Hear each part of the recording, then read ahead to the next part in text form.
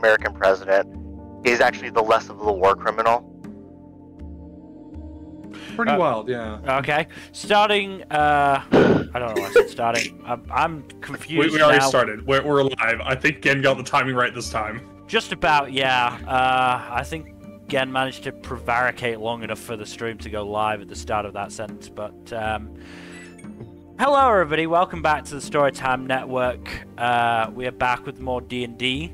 We have a Hook Horror on our team because why not?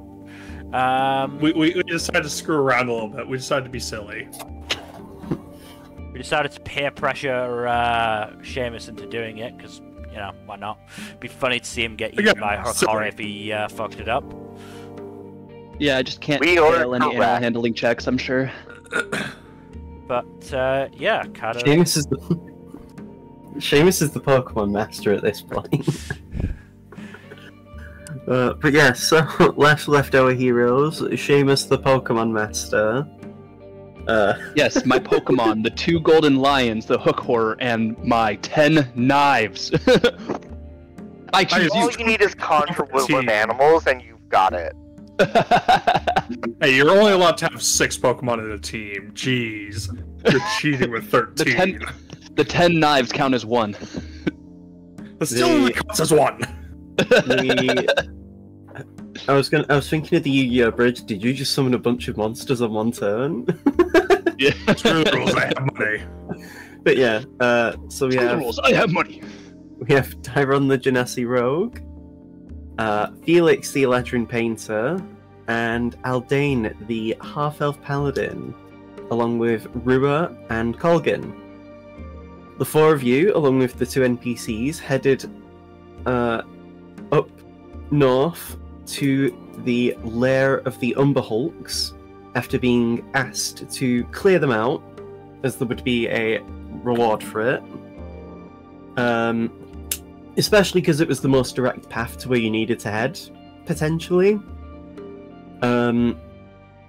You went through, and you did fight some of the Umber Hulks. Some of you do much better than others, unlike Rua, who kept failing the charisma save. But to be fair, he also has negative charisma. He has negative Riz. He does not have the Gat. What even is Gat? I'm not sure I want to know, but what even is that? It's like a fat ass. Ah. Like when you call someone out for having a Gat, it's because they've got a big bum. Someone call MC Hammer over here. But yeah, so... so that happened. After the fight of the Umber Hulks, however, a disturbance happened in one of the caves in like further down, and you quickly came to see you saw a horde of Hook Horrors exiting out of one of the cave mouths in your general direction, and then you quickly saw why they were running, as a purple worm was chasing them down. One of the Hook Horrors got stuck between some rocks in its hurry to escape. Probably at least one that would have been attacked by the purple worm, but you didn't stick around to see it. And as you were leaving, you happened to exit the same way as another Hook Horror did.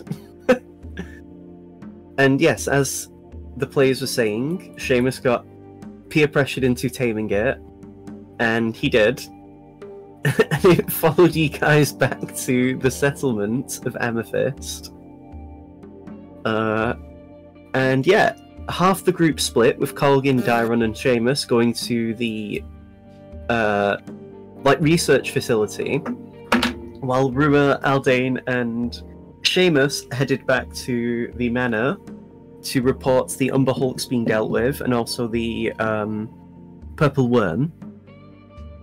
As a reward, the party received the Oath Bow, which was going to be given to you anyway for killing the Bahia, but they decided to just merge the rewards into one thing.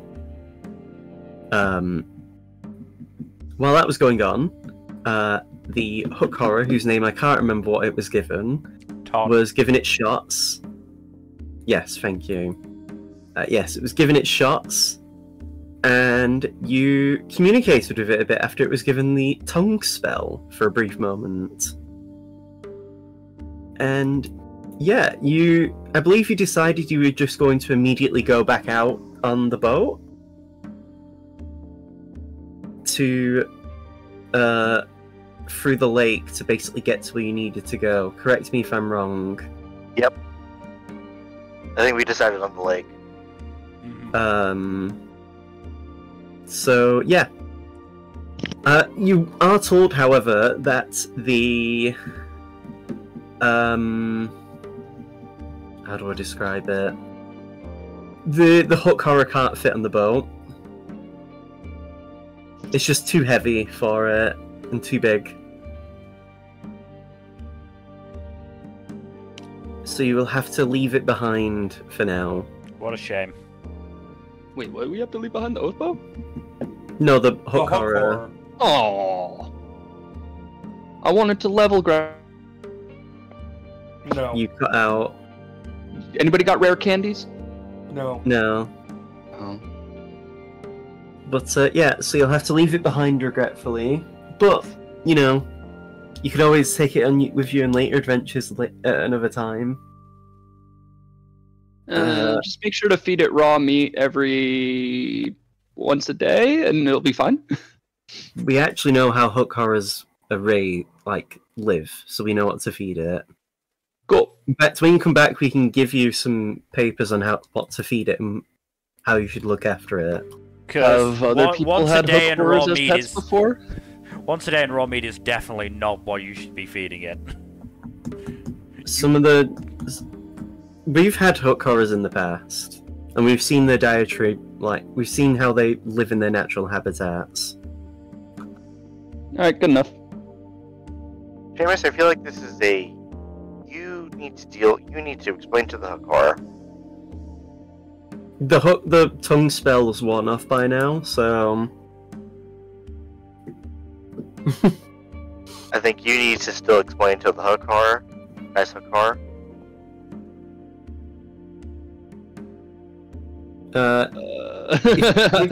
Give me an animal handling check. Okay. With disadvantage to try and explain to it how that you're leaving it behind.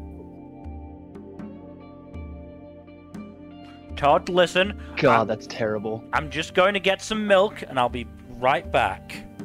Go back without Seamus. I'm gonna go get cigarettes.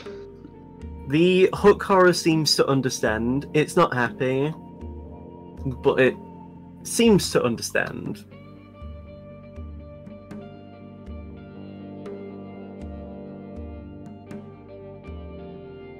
So, now that's dealt with, you are led by Naivara to the docks of the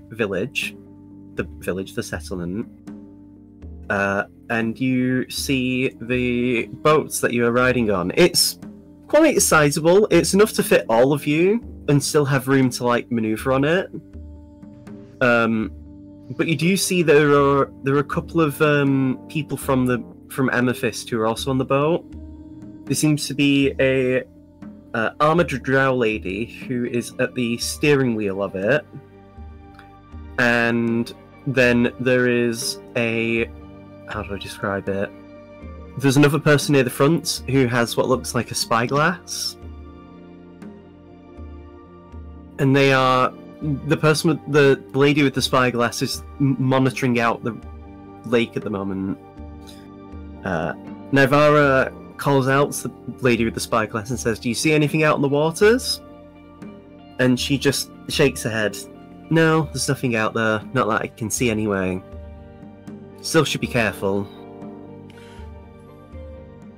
So, what is out there that we need to be concerned about? Naivara just shrugs. Could be anything. Could be creatures that live in the water. Could be creatures that can fly on the water. Could be creatures that are simply swimming across the water. Yes, but why is the lake specifically dangerous? Because most of the things that live around it, on it, or above it are dangerous. This is the Underdark, after all. No, I grok that. I understand what you mean. The thing is, though, there's nothing we can necessarily say is like here or there. Often, nothing really keeps to the river in the sense that it... How do I describe it? Nothing really stays by the river, usually because something else tries to muscle in and claim it as its domain. There are some things that, like, you would often see in the lake, but again, it's... You could find anything out there. And that's the danger.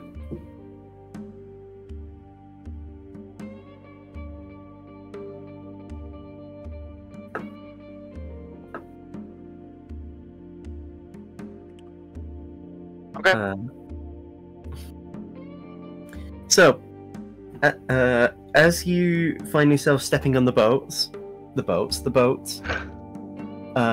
yeah, it's, how do I describe it? Yeah, there's enough room for all of you to kind of move around on it. You can, like, you know, pace back and forth a bit, stretch your legs if you need to. It's not massive, but, like, it's still a decent size. And yeah, as you get on the boat, I'm going to make a roll. Dylan, give me a D100. Uh-oh.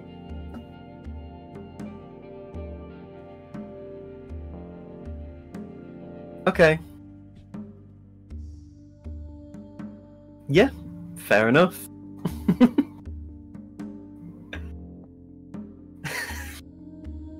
So, excuse me, as the boat disembarks from the docks,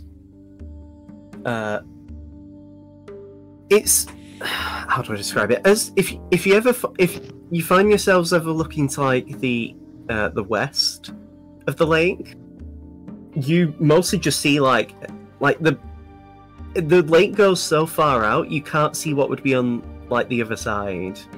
You don't really see any land on the west side of the lake, but you do see you can see the boat is following mostly along the coast. Just they're clearly trying to not like deviate too far from where you need to head to. Mm-hmm.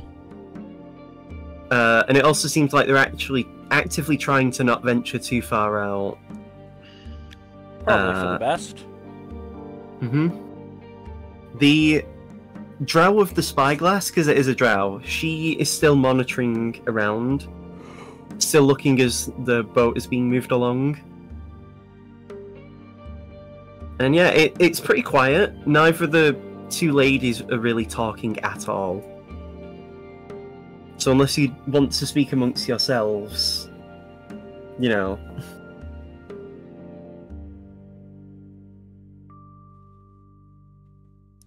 You know, I'm trying to remember the last time we were on a boat. Was it when we were going to Black Rain, or was it before that? Or after, whatever. Black Rain. So what's happened since then? Hmm. Oh, wait, no, it was when we went to Pahala, wasn't it? Oh yeah, it was. Well, I wasn't with you on the boat, but I had to get my own boat. Oh, look at Mr. Fancy King. Can afford his own boat. It wasn't really me affording my own boat, it's the fact that I wasn't able to go with you guys, because at the time I was still, you know, in rehab with my arm. Oh, at first, I don't know why, but I thought this was Colgan. No, I was like, what? Yes, it's Rua talking. Colgan's just quiet at the moment, looking out to the water. Speaking of Colgan, was there any, like, reaction when Rua mentioned his arm? No, Colgan's just looking forward, like, out to the water. You can tell he's awake and stuff because he's like breathing and occasionally like rolling his neck or his arms or whatever. But like, he's just not involved in this conversation. Mhm.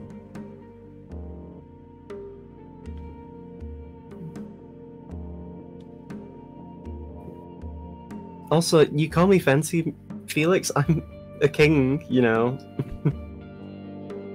I'm not trying to say that means I should be fancy. It's just, you know. It's expected of you. It's not even really even then, the boat wasn't particularly fancy that I got on. I saw the boat you took. Mine was actually rather shabby. It was only me, my granddad, and then a few other people.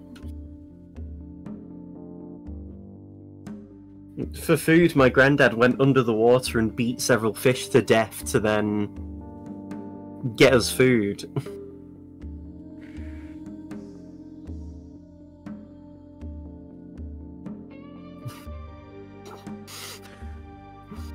I'm gonna be honest, I don't really have a retort to any of this. It was mostly just a, you know, mindless joke.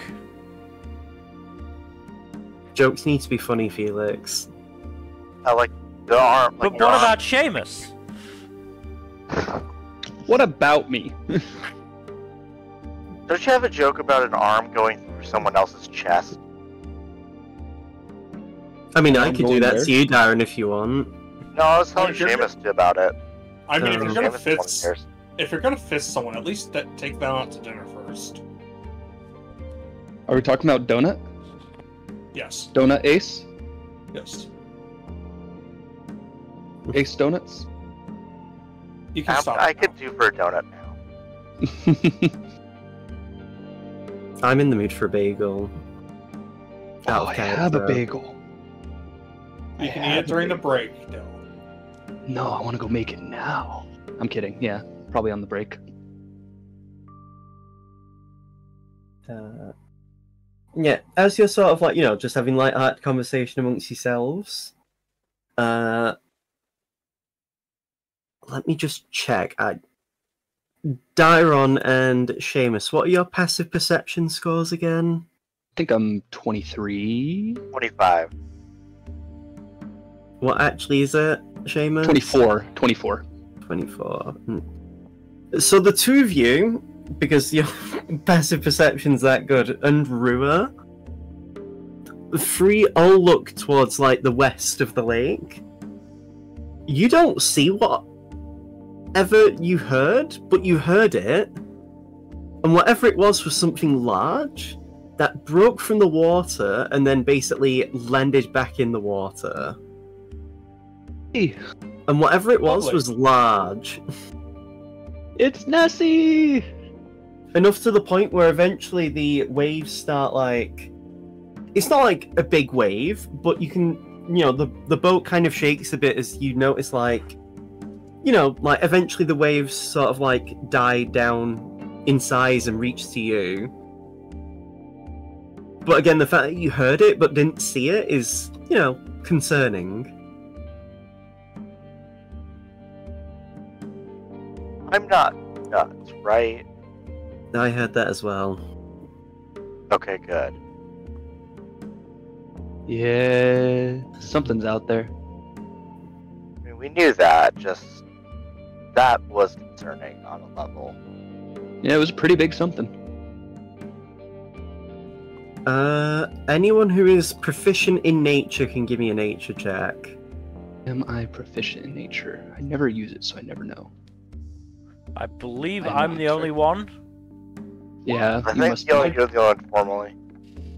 Yeah, I'm not proficient, so. Good roll. Yeah, 26. Sheesh. Almost a nat 20. Let me find the name of the creature again.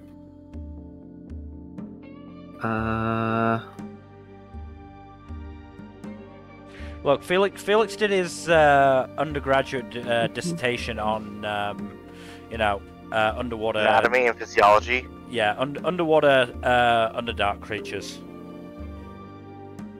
When did you graduate? 1,000 years ago? 100. He's 146. Okay. Oh, you went to college at 46? Kind of a late bloomer there, don't you think? Elves. Maybe he's just held back for that long. Yeah, maybe. Yeah. Also, what was that Adam Sandler movie where that happens? Click. Billy Madison? No, not Billy Madison. It was Was it Click? No, it was Click's not the one with Click. Patrick Remote. Click's the one, yeah. Waterfly? No. Was it The Wedding Singer? No. Let me look it up. Is it? It's not Happy Gilmore, was it? No. But as we continue to sift through Adam Sandler's discography, It's the one where Billy Madison. It was Billy Madison. Yeah. Yeah, Anyway. it was the one where he throws the dodgeball at the kids, right, and just like nails the fuck out of them. Oh, Billy Madison, I believe, is also the source of this one. I award you no points, and may God have mercy on your soul. Of course. So, yes. But yeah, just one last thing before we actually get onto the info. You forget that Felix was kind of a rebel when he was back home and before he left. yeah, no, I'm not shocked. Felix. So, College weird. Felix, that could have been a lot of things. There's a lot of things out in the Underdark, as you know. But it probably might have been an aboleth. Oh, no. Which are basically large... Do you know what a lamprey is? Oh Yes. god, it's a giant lamprey. It's basically like a giant lamprey. That... How do I describe it? They're basically one of the oldest life forms that have been recorded. It's like a shitty tardigrade. Yeah. And often they basically... they have, like... You know them to have flawless memories, Felix? Right.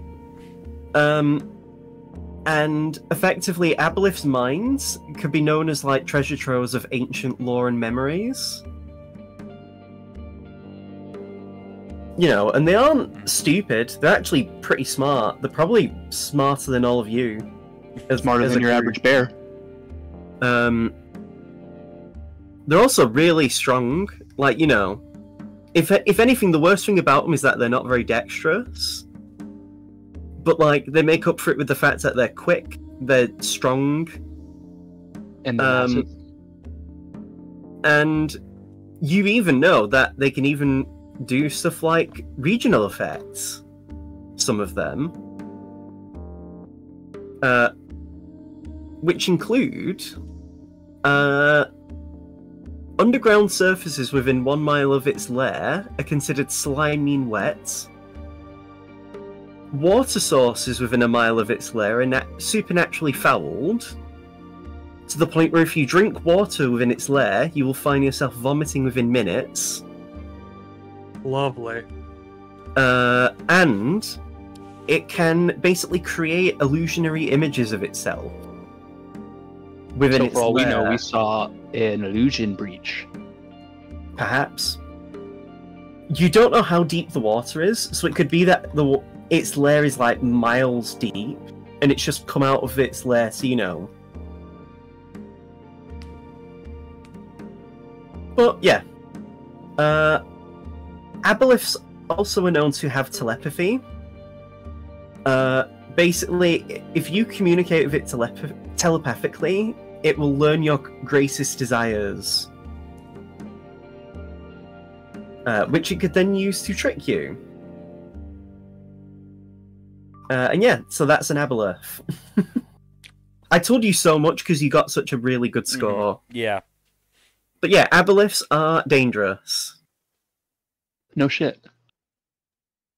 I assume you share this info with the class? Oh yeah, definitely. As you do, you notice, like, Colgan actually turns, like, halfway to look at you as you explain. And the lady with the spyglass is actually visibly worried. So, let me guess. this is not common of an appearance. The last time we had an aboleth sighting was 50 years ago. Great! I'm so excited for what's about to happen. We're not in for a fun time, are we? Why is everything that only happens every 50 to 100 years happening to happen right now? However, Because... she interrupts you, and this is something you would also know, Felix.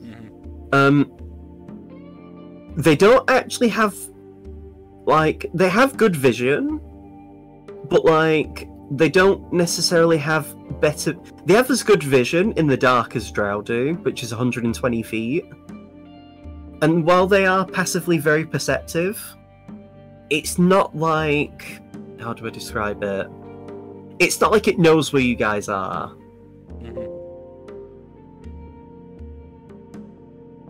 You know, you aren't making too much... The boat itself is actually fairly quiet. And it's not as if any of you are, like, doing anything to actively cause noise. It's not as if, like, one of you's, like, skimming stones on the water. Or slowly puts a stone down. You know, no one's, like... no one's doing, like, mega sneezes or, like, you know... Yeah. So you should Rolling be that safe. one and you just fart reverberated. Well, Rua can actually boom his voice out to several feet really far. Please don't do that. Yes, what is it? It's part of his astral self, I know that.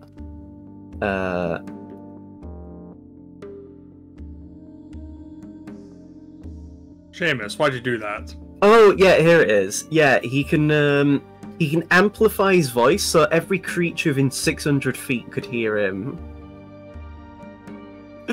But he'd have to activate his astral self to do that, and he's not, so it's fine. But yeah, you should be safe. Should.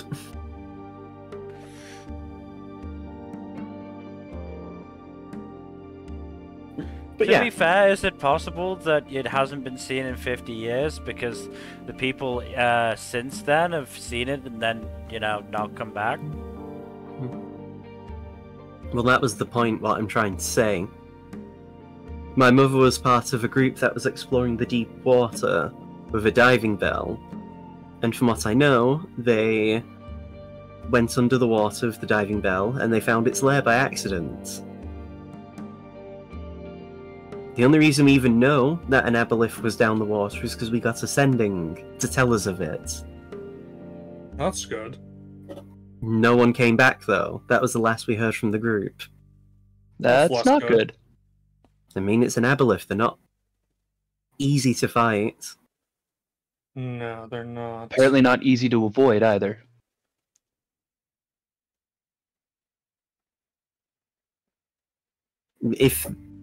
And again, this is something you would know, Felix, but she's explaining it as well. She basically tells you guys that if they hit you with their tentacles, you can become diseased. After a minute of accumulating this disease, your skin becomes translucent and slimy, and you can't heal unless you are underwater. So you become a salamander. And you need, at minimum, a 6th level spell or higher to get rid of the disease. None of us are clerics. And while you're outside of water, your body basically burns like acid unless moisture's, like, applied within every 10 minutes. Yeah, so you are turned these into are an some amphibian. nasty monsters. It's why Gen reacted the way he does. Honestly, it's why this group is so great out of character. Because Gen's the most experienced player, I can say creature names. he reacts with horror, and then I get to explain why Gen would be reacting that way. Yeah. Probably the best of both worlds. Yeah. I mean, heck, if I threw will-o-wisps at you guys, I'm sure Mill would be shitting his pants. Yeah. Do I want to ask? No. We'll talk about it during the break. But yeah, so you learn about aboleths, and yeah, it's not a good time. In fact, if you want, Felix, I'll allow you to do a painter's check to basically draw what an aboleth should look like. Okay.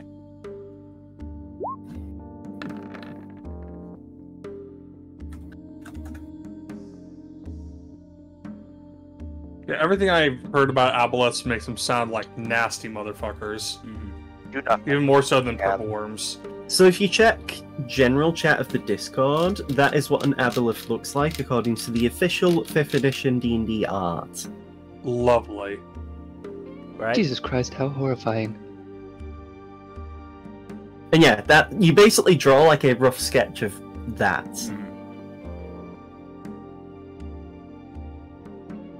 Yeah, they were amongst the list of creatures that I was told to never fight as a player, alongside Elder Brains, Ilithari, Yeah. just like all of those motherfuckers. Just don't. The The classic. answers don't. I mean, also, beholders. Beholders you can fuck with, I think. Beholders are smart enough and funny enough that you can potentially reason with one. Because beholders are They're actually such a just classic. yeah, beholders are also just weird. A lot of the times, if you like appeal to their ego, you can sometimes maneuver around them. What was it you said besides aboleths that you don't fuck with, Gen? Elder Brains. Right. I mean, illithids in general as well. Yes, Well- but Elder Brains are the worst of them. I mean, if you Yeah. remember last session, you were told that on the map there is a mind flayer nest, not Yep. far from where you actually landed. Yeah, Yeah. we're not going there. We're not fucking Gen's going not. there. Again, the player won't physically, but Dairon might, because they don't know what the hell is happening. But yeah, so as you continue along the boat, let me make another roll. That fucking. Okay. I saw you bring up the initiative, and Yeah. I got scared for a second. Yeah, that Did initiative order flashing up was a bit of Did it? okay. Yeah, Did it? I actually didn't see it pop up. I it must did have. flash up. okay. Yeah.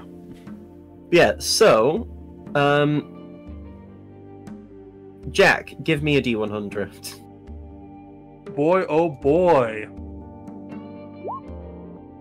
Okay.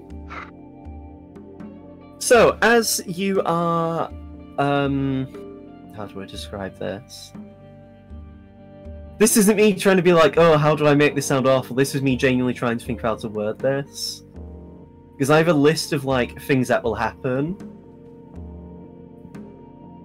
So, excuse me. As you're continuing out on the water, eventually... Which is the creature? Not that one. Oh my god, that would be awful.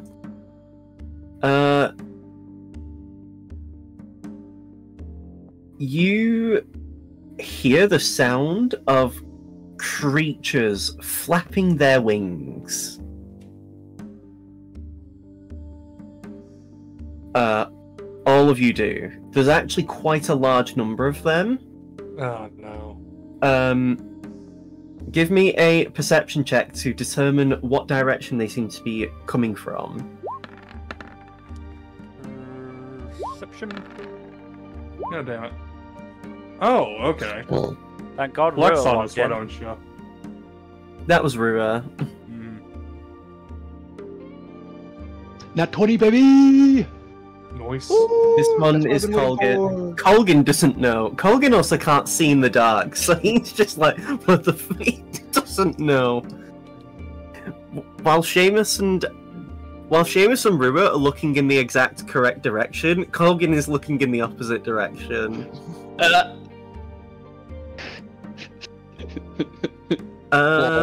Lamau even.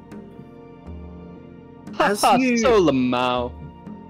As you, how do I describe this?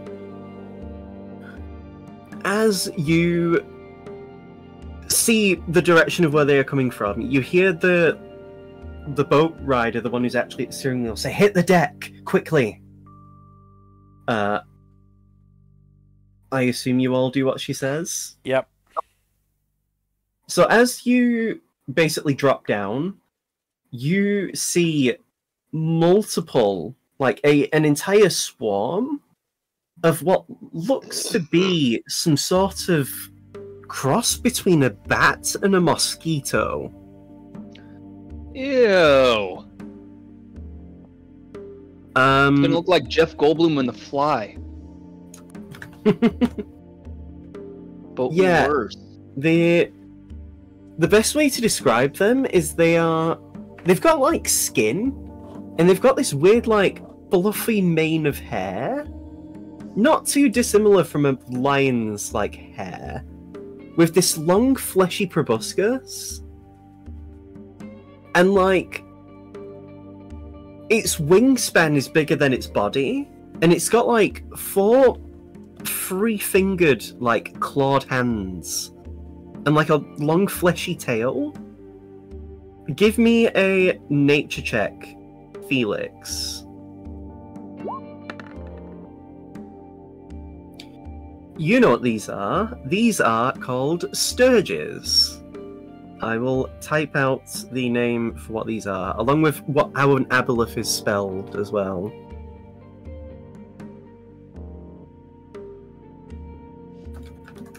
I seem to recall sturges.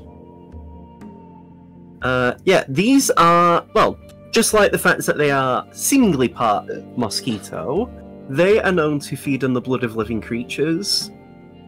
Lovely. Singular sturges aren't too much of a problem, but a pack of them can be an issue. Especially because even if you could get one of them off you, they could reattach you.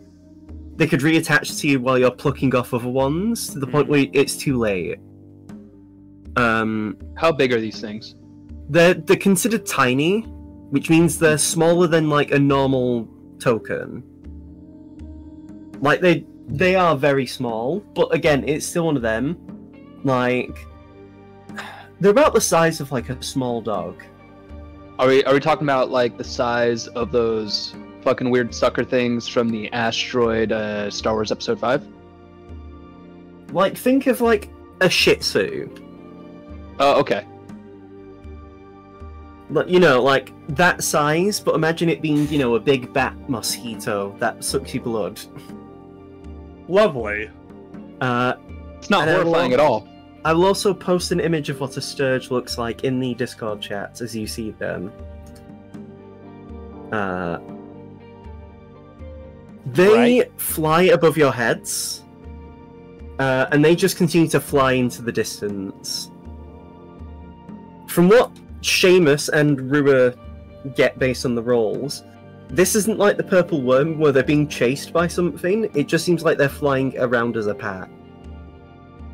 Migrating. Thankfully, however, they didn't seem to notice you. Or at the very least, because you were told to lay on the ground, they might have considered you to be dead bodies, and at that point, you know, you aren't what they want. Sturges are known to be they're not smart by any means. Like, your average dog could probably outsmart a sturge. Right. Like, to give you a concept of the kind of creature sturges are, they have like 2 HP. You know. The danger isn't in themselves, it's in their numbers. If any Yeah. of you cast sleep on the pack, the vast majority of them all would just plop into the water as they all fall asleep.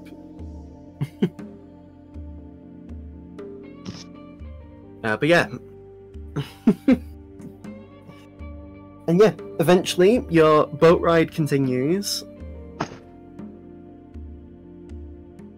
And yeah. During the time that you're on the boat, eventually, how do I describe it? It becomes quiet again.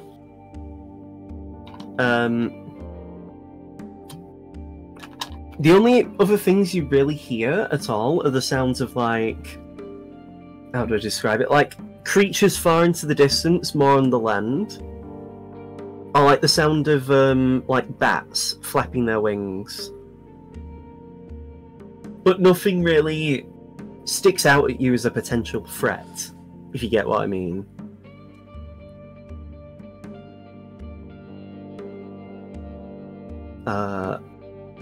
As things are quiet, again, Rua looks to you guys and just says, can you sense where the Dracolich piece is by now? Or any clearer?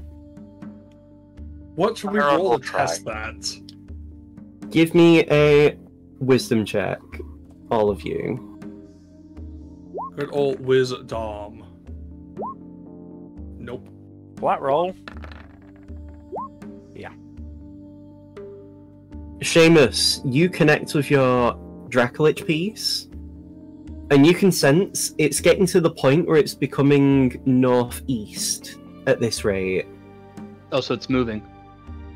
Not necessarily that it's moving, it's more like you're just getting closer to the point where it's no longer directly north.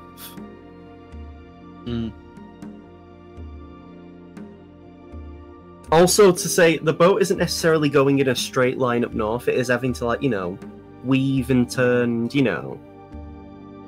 It's going as much north as it possibly can, but even then it's getting to a point where it's beginning to... It doesn't seem like it's moving, or if it is, it's not moving to a point where it's drastically changing the direction of where you need to head.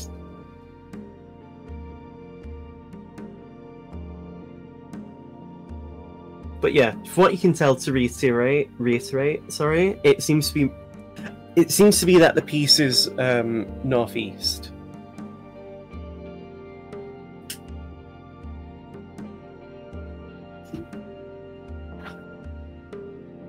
Oof. So, now I'm going to make another... Okay, again, give me a D100 roll.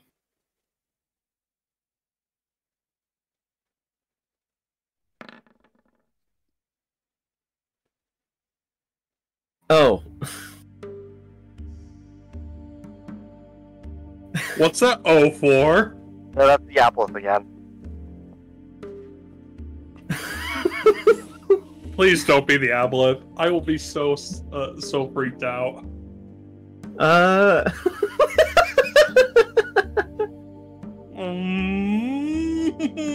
Let me just make sure I'm looking at this correctly, because I could be wrong. I'm not saying what it is, like, I'm not trying to say, oh yeah, it is the Aboleth. I just need to make sure, like, yeah, I'm just checking. So, how do I describe this?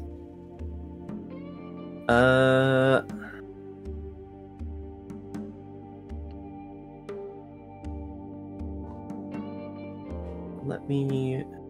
So as you're on the boat, you know, going around, you know, it's kind of chill. Eventually you begin to hear blood-curdling screams to the east.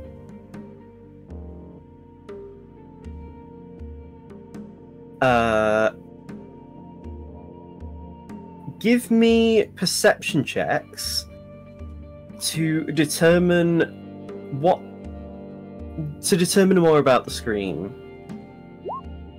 Oh hey, I got a good roll this time. That 19 was Today Rua. I'm doing terribly. That crit was Colgan. I do not perceive. His ears work a lot better than his eyes in the dark, as it turns out.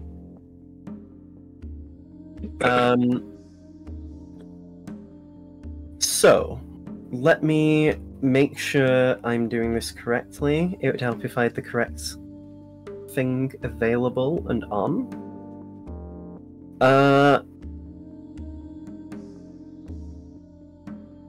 So,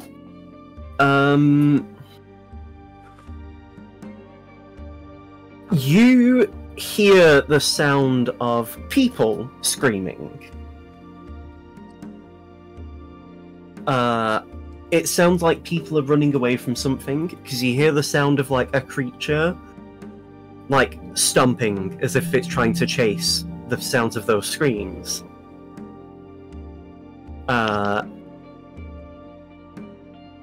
Do you decide to just continue going along, or do you want to check what's going on?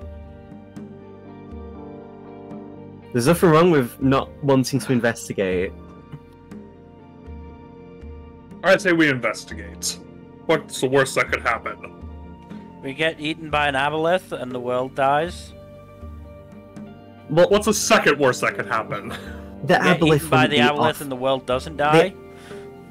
If the aboleth makes its lair in water, we're going on land, Felix. Come on. It's not gonna, like, beach itself or anything. I don't think it will. So, are you getting off the boat then? For now? For now, yes. So as you... Unless anyone wants to countermand me on that. Rua's happy to investigate. Colgan will. Felix, Seamus, what about you? I'll go with the rest of the group. I'm not gonna, you know... Yeah, same. One of the drow that's managing the steering of the boat just says to you, if you're not back within an hour, we're leaving.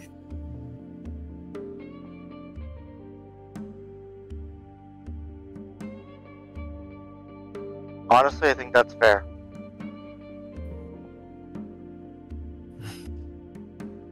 So, as you are moving, as you like get off the boat and you kind of like dock impromptu, how do I describe it? You see, I'm trying to think of how to describe it now. So, you see a lot of like, stalagmites, you know, like the ones that point upwards from the ground. You see several of them around the area that you're in. It's mostly flat land, but a lot of these stalagmites have like bits of mushrooms and like other bits of plant life attached to them growing from these stalagmites. You still see kind of like the giant luminescent shroom, the mushroom, you know, the one that's kind of allowing you to sort of have the vision that you've got. Mm-hmm.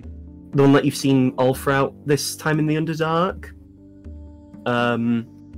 It's kind of faint in the distance.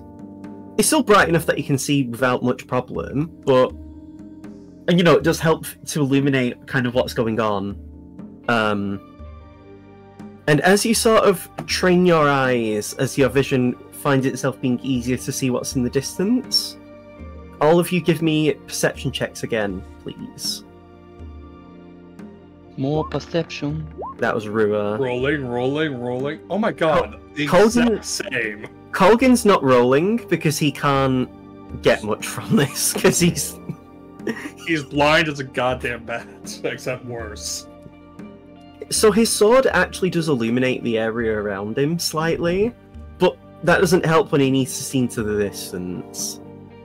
So, Aldane and Dairon, you are able to sort of sift through the vision and also pinpoint kind of the direction of where the noises are. So you should be able to get to a quick path to find the people screaming. Oh. So you book it over to them? Yep. So, as you book it in the direction of the people, eventually you see several humanoids, again, people, like running away from something. As you're like getting closer and closer, eventually you see... Where is it now?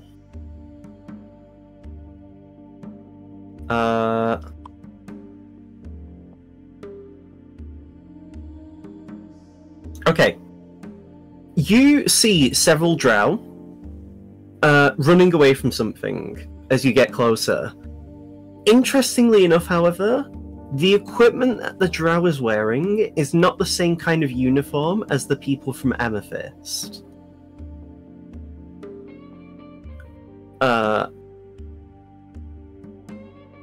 And basically, as they're moving through, further away from the source of whatever's chasing them, you actually see a couple of corpses of hook horrors that have been mauled by whatever's chasing them. Do you call out to the drow?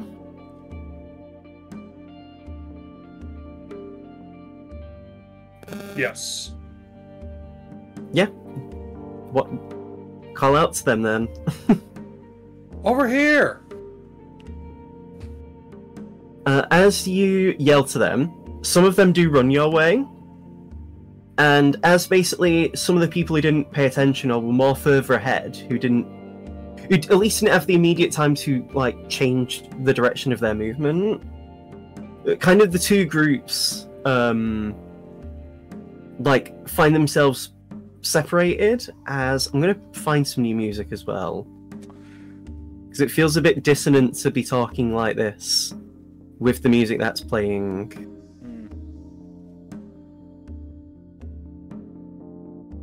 Is this the one? No.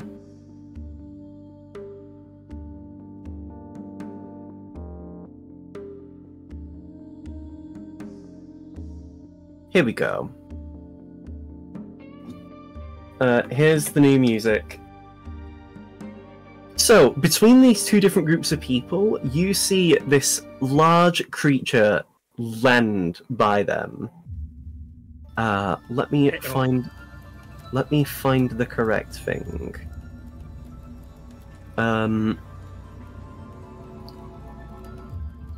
Where is it now? Sorry about this.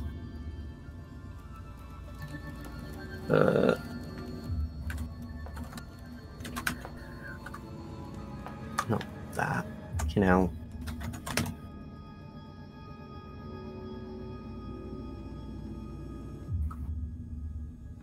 One second, sorry.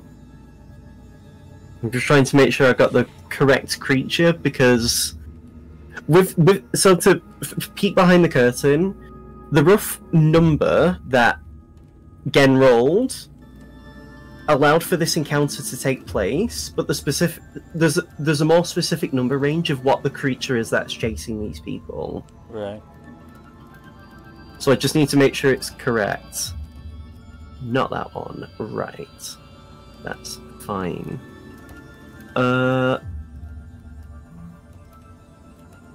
So... where is it now?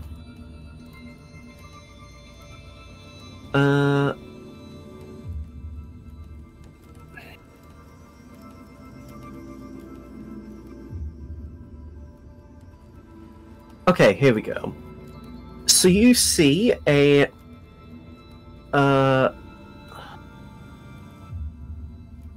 sorry, which one is it now? There we go. Is it? So, you see a couple of Umber Hulks. You know, where the drow are. Mm-hmm. Which, you know, Umber Hulks aren't obviously, great, but the amount of drow that are here, you count, probably 30 drow. And yet there's only, 2 Umber Hulks. Which, you know, is a bit... what's the way to describe it? Strange? Yeah. There's something strange in the neighborhood. Who are you gonna call? And one of the drow ladies basically calls out to you in Elvish. And you all have Elvish as a language, right? Or is Gen the only exception? No, I have Elvish. Okay. So... let me find it.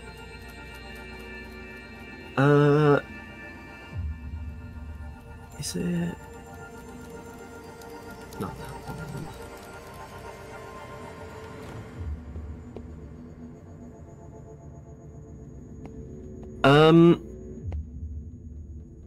So you hear them call out. It's not the Umber Hulks. It's a there's a Neophyllid. This is how it is spelled. Everyone who is proficient in Arcana can make the roll to know what a Neophyllid is. Do I even want to know? I'm angry at you, but that's a... Oh boy. Oh boy. I'm not excited for this. Oh, we're enough to have one time. Yeah, you watch as the two... So, Seamus and Felix, you both probably will want to run away. Basically, you would know that...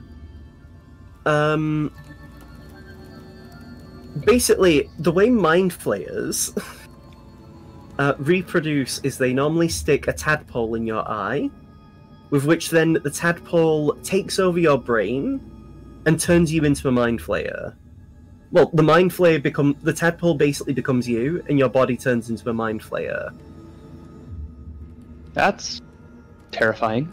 A Neophyllid is basically a tadpole that basically is...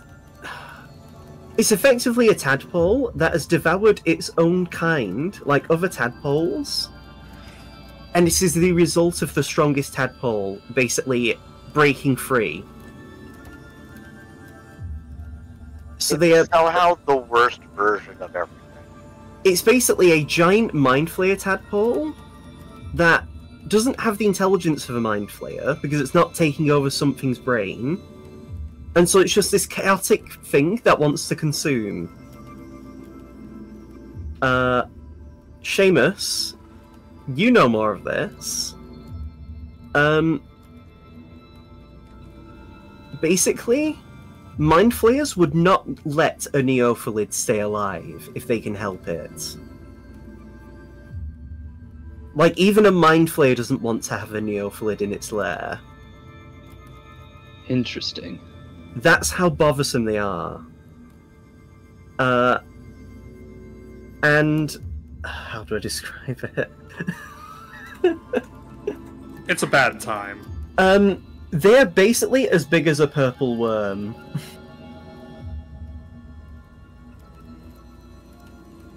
So yeah. So, what do you do now?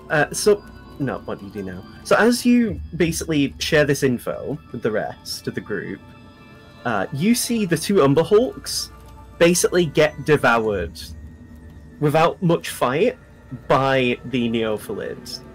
And I will also show you what one looks like. For the sake of, you know, context.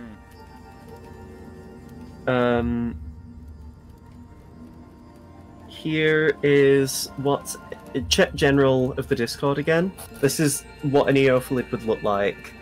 Or does look like. Jesus fucking Christ. Felix just turns to Aldane. Can we get back on the boat now? Yeah, you actually see Colgan. You actually see Colgan run away. Dyron has already left. Let's try our best to make sure as many of the drow can get to the ship as possible, but otherwise, yeah, I'm not fighting that thing. You hear Rua call out as he's already running away. We can strategize while we run. Hey, Felix, you want to throw a spell or two at the fucker? No! Felix and Seamus, you both know, like the purple worm, a Neophyllid is blind. But it only has 120 feet of blind sight. So, do with that what you will. How far are we away from it right now? Although, actually, you're more than 120 feet. I will say, Seamus, because, again, you rolled nice. A Neophyllid is aware of creatures within a mile of it. So it's vaguely aware of our existence. That's lovely. Yeah. But, again, like, it still has blind sight, so you could try and mess with it that way. Felix or Seamus, do any of you think you could distract it by firing a spell off to its flank or something?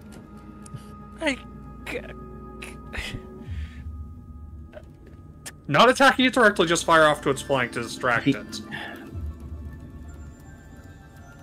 Yeah, no, I'm not going to do that. My Ruud longest says... range spell that could do anything is 60 feet max range.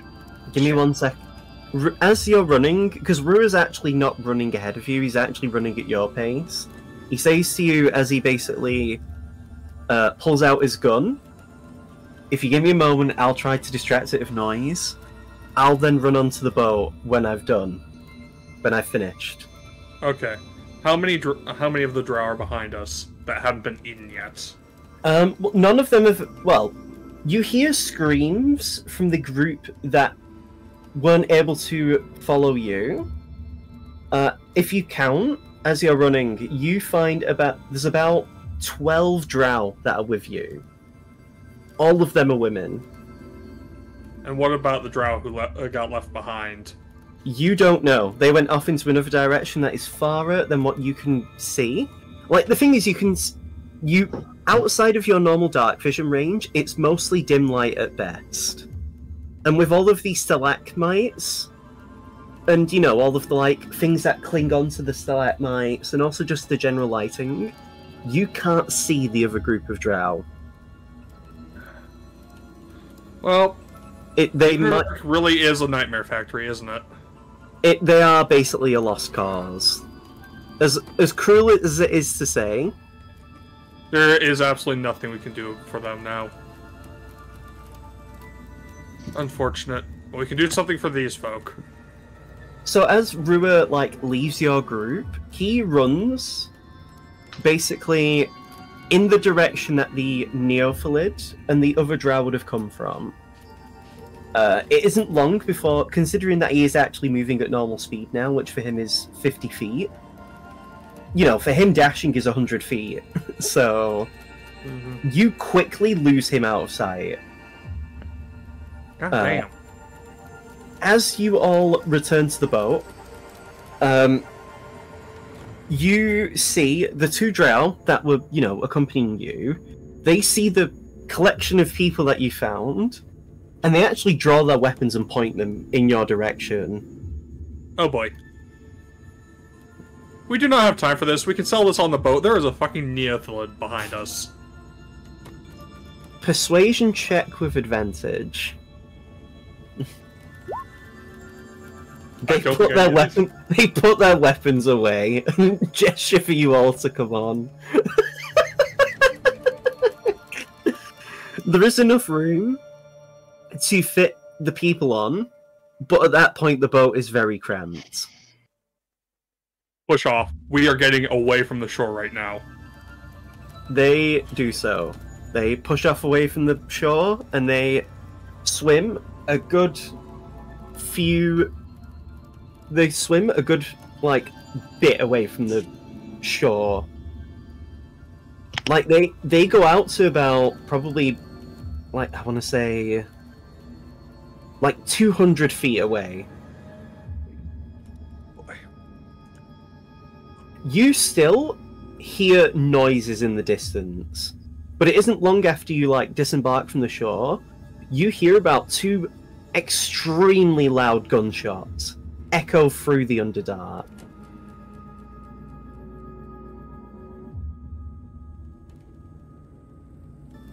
Boy, oh boy. Well, on the plus side, Rose probably distracted the Neophyllid, but on the downside, now a lot more things know something's going on. One of the drow that's actually with you, who, again, still speaking in English, part of this other group, they say to you in Elvish, if a Neophyllid is in the area, most creatures will do their best to avoid things. Also, no creature is going to go out of its way to go to the sound of something loud enough to want to be heard like that.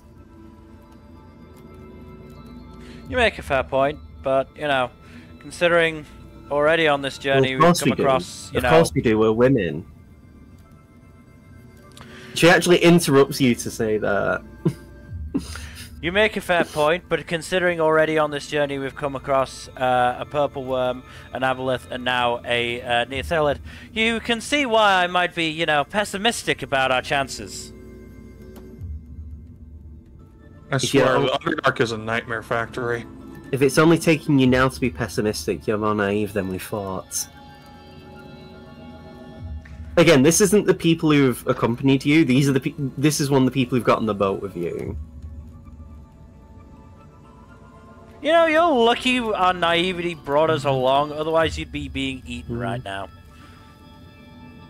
Yes, and that is why we haven't got you and taken your boat. Try it. Appreciated that you haven't tried that, but please don't underestimate us. Dyra just has a crossbow aimed at the person speaking. Try to Colgan? die. Colgan just mouths. Colgan actually undoes part of his helmet to let his lips be visible. And, you know, his face be visible, and he actually looks to you and just mouths words. For the people who don't have lip reading as a thing, give me a wisdom. Give me an insight, sorry. Nope. Yeah, you understand what he's saying. So, I'll just say this out loud, because again, like, Seamus and Darren already can lip read. He's basically saying they're misandrist and drow. This is to be expected.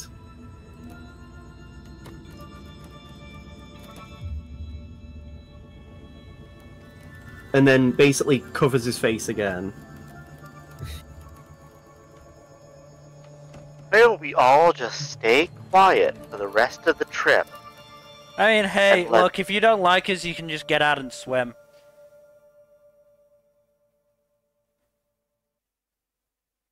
They just begin... I will say, most of the other drow are actually, like, making faces at the one who's being confrontational. It's like, do not fuck this up for us. Because the thing is, to think of it this way, most of them are on the edge of the boat. Aldane, if he really wanted to, could just shove a bunch of them off, and Colgan, and most of them would be in the water. Mm. Not only that, but a number of them are in heavy to medium armor, so it wouldn't be easy for them to swim. So, at this point, Dyra has actually, like, their crossbow bolt is aimed at the person who's been speaking. She just crosses her arms and, like, grumbles. I would also appreciate if you dropped all of your weapons on the ground and kicked it over to me. Now. Please disarm. We don't want to make this more difficult of a situation. Darren, give me an intimidation check.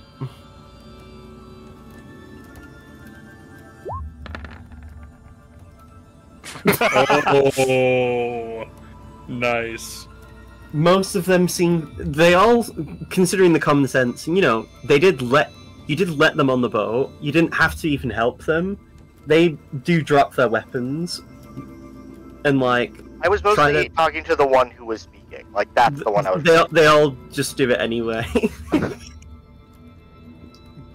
Dyron makes it... Like, Dyron says, like, oh no, I just meant the only one. I just meant the one who was talking shit. But okay.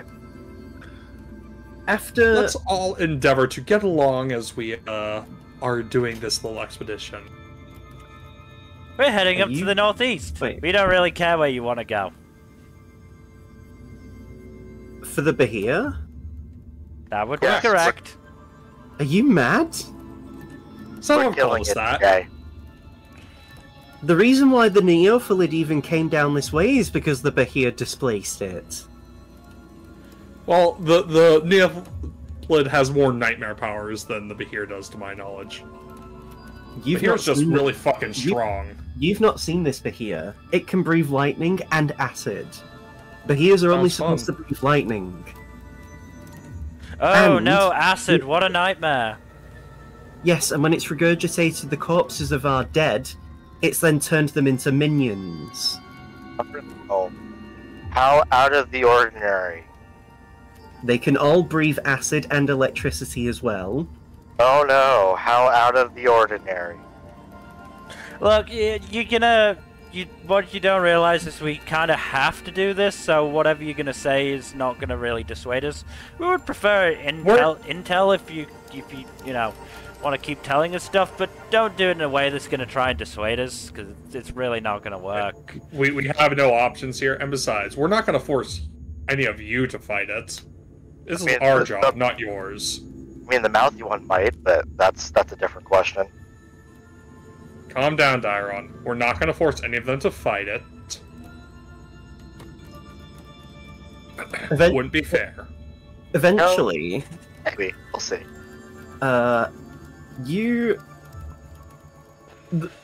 So, how do I describe it? By the way, is Rue back on the boat yet? Oh, I was just going to say. Okay. Don't rush me, Mill. I'm joking. No, I'm joking. I'm joking. Don't worry. You begin to hear the sound of one of the drow actually say, again, all speaking in Elvish. One of them just calls out like, "What is that light?" And you all look in the direction and you recognize it. It's like the same platinum like light that Rua exhibits when he uses his astral self. And you see him with his astral self donned, again, all above his ribs. Mm-hmm. You see him flying as he seems to have a pair of wings. And you watch as he basically lands on the boat and his astral self vanishes. And yeah, you just like... You can see he's a bit disheveled. He doesn't look injured, he just looks like he was in a tussle. And he just says that should hopefully deal with the Neophlid. Also, wait, oh god, why are all these drow here? Well, we rescued them from the Neophlid, so... Fair. Here, another one of the drows, like, is he also with you? Yes. He's part of our group, yes. And she just asks him, "Are the rest of them okay?" And Rua just purses his lips and just shakes his head. "I'm sorry."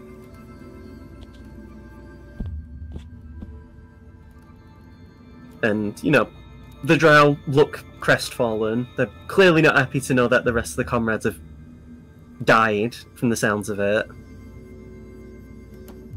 But on the bright side, I did manage to give it hopefully a bad case of indigestion. And he basically, like, you can see the arm that he had, the mechanical arm that he had, is different to the one that he's wearing right now. The one that he's wearing right now is the same arm that, if you remember when you fought the Pharaoh, the one that let him do like his beam attack, and like destroyed the Pharaoh's magical orb. It's that same one that can manipulate energy. And he just says, "I let the Neophlid eat my arm, and then blew it up inside his mouth." Oh, you have a spare, right? I have 2 copies of every arm. Good. But, I don't think I ever told you this, but he uses his real arm and flips the bird. If I do this with my mechanical arms, it can blow them up. Ooh. I assume it's on a timer, right? So you don't blow yourself up immediately. The way that the arms are designed is that the shrapnel points away from my body. Smart. The only way it would break off like that is if I pointed it directly at myself. Which you're not dumb enough to do. No. Also, this coat was specifically designed to kind of help protect against stuff like small things like shrapnel. Shrapnel does tend to be pretty small, yes. I wouldn't characterize it as a small thing, though. Well, it's a lot of small things. It's a cliché, but still. Mm-hmm. The point is, though, is that it should almost never affect me. But yeah, he then just continues. The point was, though, I decided to make it eat my arm, or at least have enough of my arm in its mouth so that the shrapnel would stop it from eating for a bit. And then I shot at it a few times with my gun as well to, you know, disorientate it, and then I flew away. Good move. Mm-hmm. I mean, I had to learn how to be clever with stuff like that after the last time I had to, you know, distract another giant purple worm. That could not have been fun. To be honest, that wasn't too bad. Oryx came in for the save with that first one in the desert. It does help to have powerful friends, yes.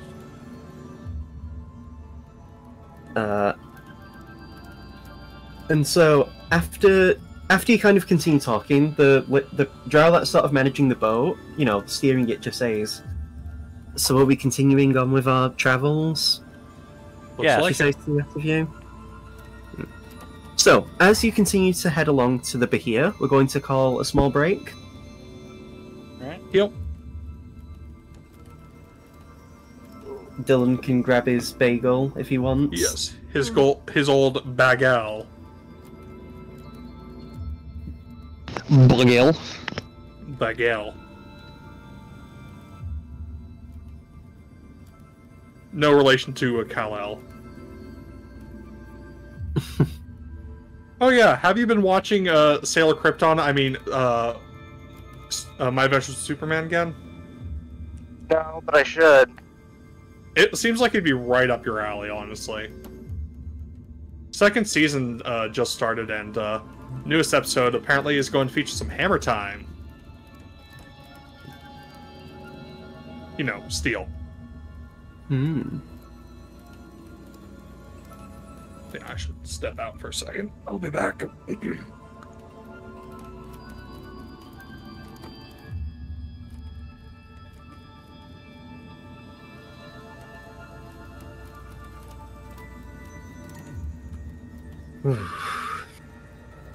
I'm not sure if and or where My Adventures of Superman is. In the UK, I mean. Well, it doesn't really matter if you have a VPN. And this episode is sponsored by no.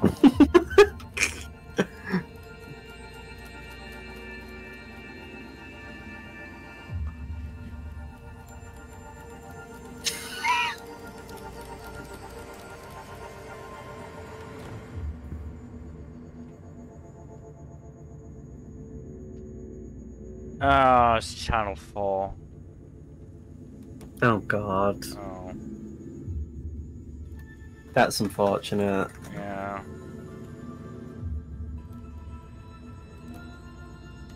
For those not aware, Channel 4 quite genuinely has one of the worst streaming services I've ever used. Yeah. What does Channel 4 decided to do? What was that again? What has Channel 4 decided to do? It's not something they've decided to do, it's just that their streaming service fucking sucks. And it's what has My Adventures of Superman. I also am forced to use it if I want to watch Taskmaster, so that's great.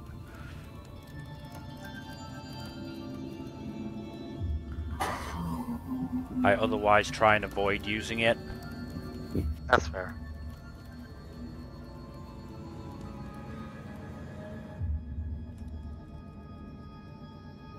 I've already gotten to Act 3 in Baldur's Gate since I restarted it. Congratulations, I'm proud of you. I did almost all of Act 2 in the span of like a single day earlier this week. There's had nothing going on, and because I've played the game enough times, I know how to like do stuff really optimally. So yeah, just very funny.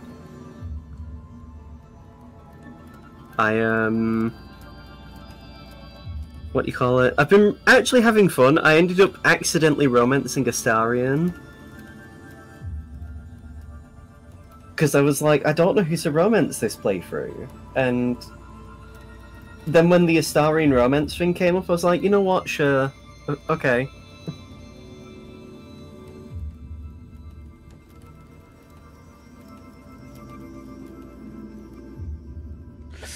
I mean, I was gonna say, did you accidentally trip and fall on his dick? I mean, it feels like I did with Gale, because Gale's so funny, because he can accidentally at least do the first interaction that kind of starts his romance, but even if you don't act on it, and never do much else with him in terms of interacting with him when it comes to romance, eventually he'll act like you've almost strung him along. Because he's like, I can't believe I was one of the last people to know you're in a relationship with someone else. And it's like, bro, you're in the same camp as me, and also we weren't a couple.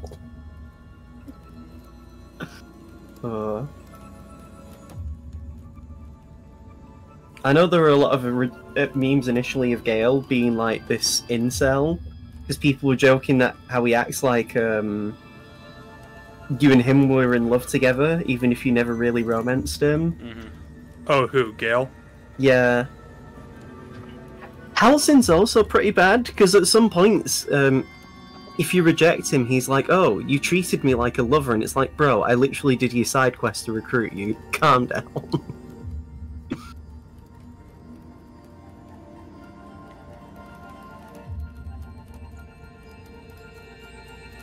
I think I'm gonna... I think. I'm tempted to uninstall Baldur's Gate again when I complete this playthrough, but... The call will always come to you. It's one of them. I've already got ideas for the next character build I want to do. But at the same time, I'm actually having to skip a lot of dialogue in Act 3, because I'm vividly remembering the vast majority of what's being said and done. And unless I play an evil playthrough, I'm not going to get any new dialogue, really, and it's like, I don't want to be evil. I hate doing evil playthroughs, if I'm being honest, because it's almost always not fun. You can't really be like the campy villain type, you always have to be like slaughtering puppies. That's it, and like, you don't usually get good rewards for doing it, and I get the point of like, you know, if you're good to your fellow man, and you actually are cooperative and not a dick, you're supposed to, you know, it's a good deed, and therefore you should be rewarded for such. Yeah.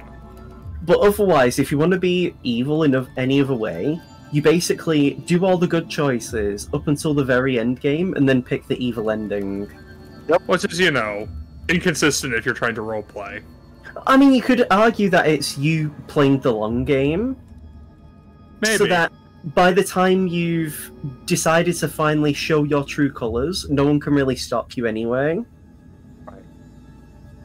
Because, you know, some people will do bad things, or will do good things, even if it means that it doesn't necessarily get in the way of their greater ambition.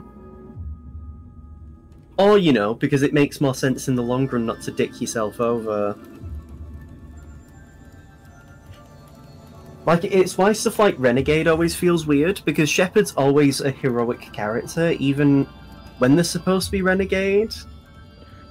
You know, like, Shepard isn't necessarily siding with the Reapers. So, like, even... A lot of the Renegade options are just you being an asshole.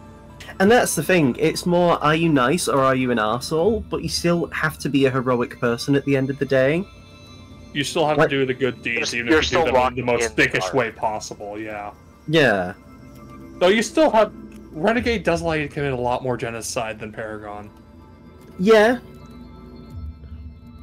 But the Quarians deserved it. I mean, what? No. I mean, the optimal route is to not commit the genocide in the first place, and, you know, it's kind of a skill issue if you can't get the Quarians and the Geth to not kill each other. It is awkward, though, depending on what you do, because you have to, like... Because if it, like, you know, depending on what you do for Legion's loyalty mission, that can fuck things up. You know, like, it's not hard to get the Quarians and the Geth to make peace, but it's also not, like, a breeze, I would say. Like I said, I didn't say it was easy. I just said it's a skill issue if you can't do it. Yeah.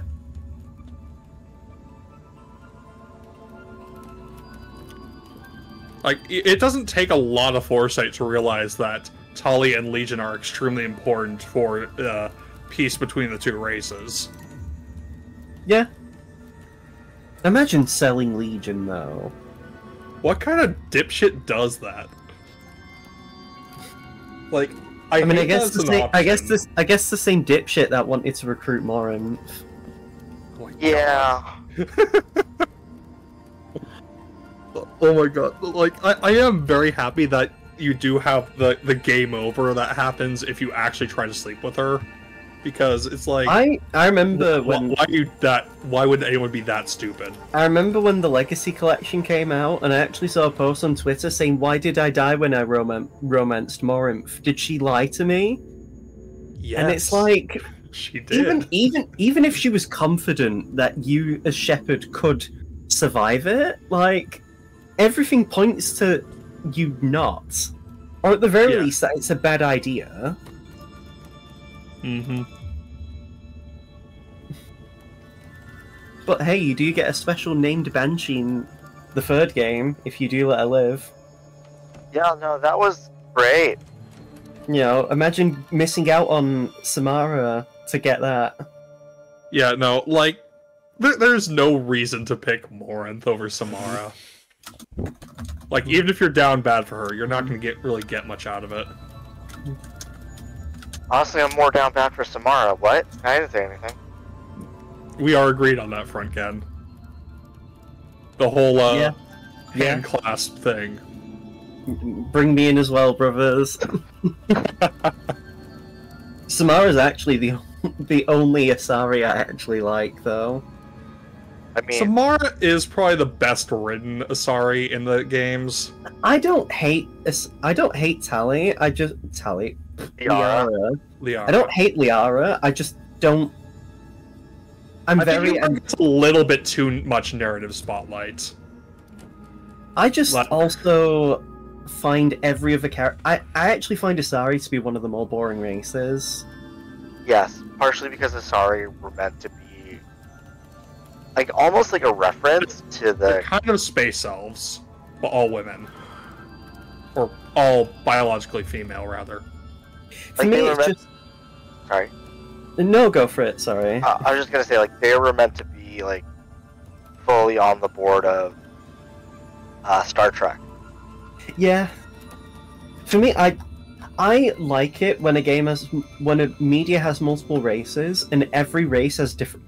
Or most of the races have different silhouettes. And my problem is with Asari is if you take them as a silhouette and put them straight on, it would be very hard to tell if they're supposed to not be a human. Just with the funky hairdo, yeah. Whereas, like, you know, Turian have a weird build. They're very top heavy. You know, Krogan obviously are very different. I mean, Turians and Quarians also have like the like the reverse leg. Yeah. You know, like what are they called now? Solarians? Yeah.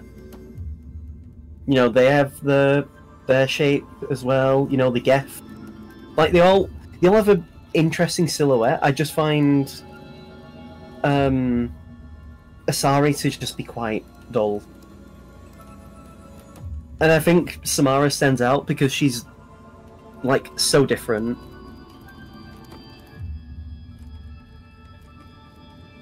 I don't know.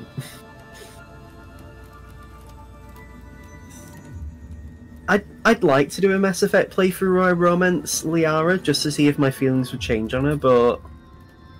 I don't know.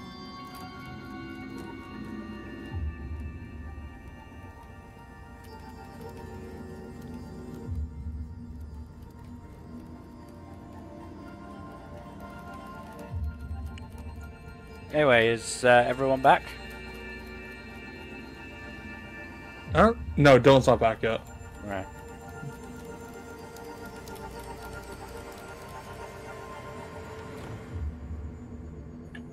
God. I've just been looking at some of my hours on Steam. I've played 315.2 hours of Baldur's Gate. I'm shocked it's not higher. It's not, because every subsequent playthrough gets quicker and quicker because I know what to do, and a lot of the time I'm skipping the dialogue I vividly remember. That's fun. Mass Effect, on my one playthrough of all the games for the Legendary Edition, I have over 100 hours on that. Not shocking. I've got 233 hours of Monster Hunter Rise, which I actually am surprised about. I don't spend nearly that much time on Steam, and I probably should spend more time playing my library because I have way too many games I haven't touched. I've got over 100 hours in Stardew Valley. I need to play more of that. It's fun. I got to the 3rd year, and I unlocked the beach island, and then I kind of just stopped playing the game at that point. I felt like I did everything I wanted to do on it. Yeah. 112.7 hours in Persona 4 Golden. I'm so sorry for you. Yeah. You just had a very bad time with some of the elements of that game. There were bits of it I really liked, but a lot of... Oh, did you not care for it? There were a lot of bits that I didn't like about that game. What, like? Yosuke. Yosuke in particular, yeah. Yosuke kinda sucks. A lot. Yeah. And hey, look, part of it is that I played P4 Golden after playing Persona 5 in general, but the inability to properly sneak up on and ambush shadows in fucking dungeons really fucking sucked. I'll be honest, I hate the ambushing theme in Persona 4. I actually don't like... I think Reach Out to the Truth is an alright song. I prefer the other one. I don't really care about the song, I just care about actually being able to ambush them and not, I know. judging my distances wrong, swinging, missing, and then getting hit myself. The depth perception is really bad on it. Mm-hmm.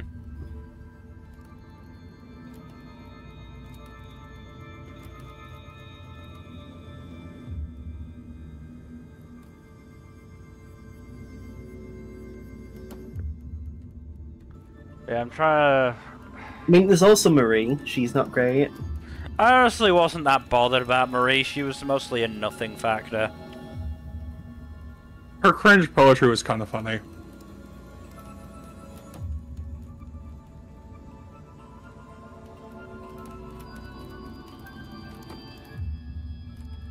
Who was your favourite party member, Mel? Why was it Teddy? Didn't like Teddy either, though. Apparently that was more to do with the localization than Teddy's actual character. Did you find that Apparently you... he was localized as much more perverted than he is in, like, the original translation. Did you find that you barely liked him? No?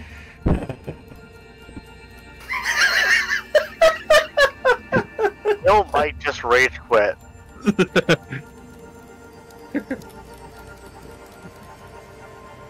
It'll be fun when we wind up playing Persona 3.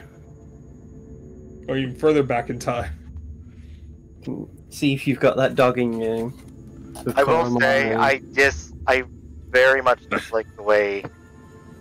I prefer the direction they went with party members being one of the main social... I'm also not guaranteeing that we're going to play Persona 3 on stream, because Persona 5 is taking long enough. Yeah, it's a long game, to be fair. You need... Sometimes it's good to have a palate cleanser and just play a bunch of short games, especially if you're going to stream. I mean, Persona 4 took us long enough. You've done Oberdin, right, Mel? Yeah, I did that one solo. If you want a game to play, and that's very different, I'd recommend Pizza Tower. Oh, I have Bloons. Bloons is fun. I need to try Pizza Tower. It's definitely one of those games. It's amazing. Tower defense games in general are pretty fun. Pizza Tower isn't a tower defense game. It's a runner. Oh, okay. like a side scroller.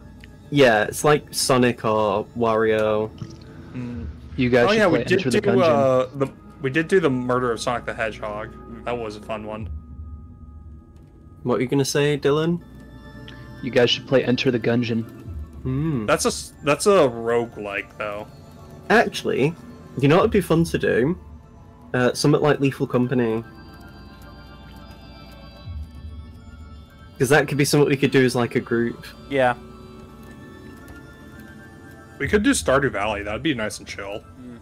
I'd probably tap out of that after a while.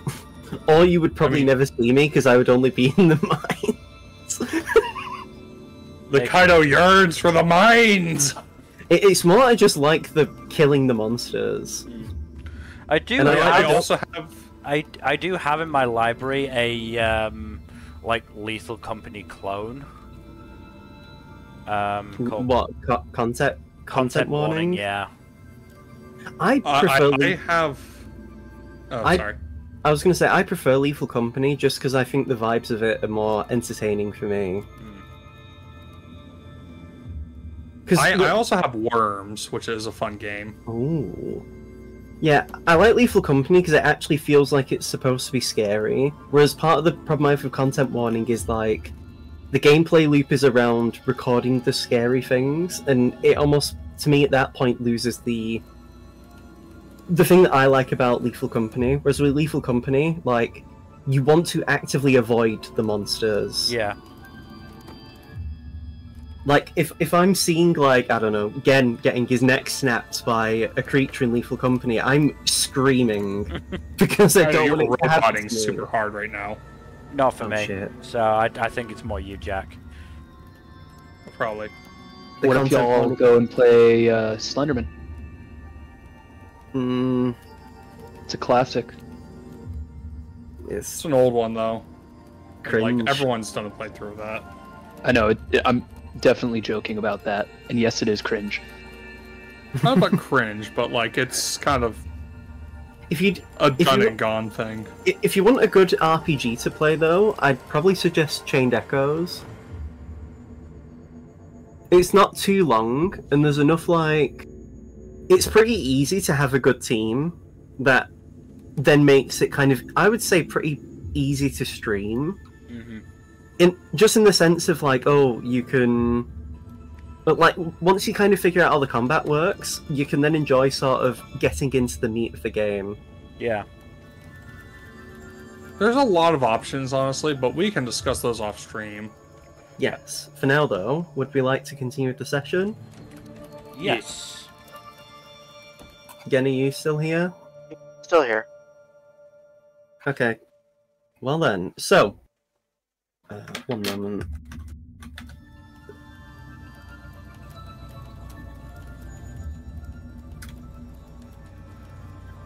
There we are. Okay, so... I'm gonna find some new music to play, actually, because...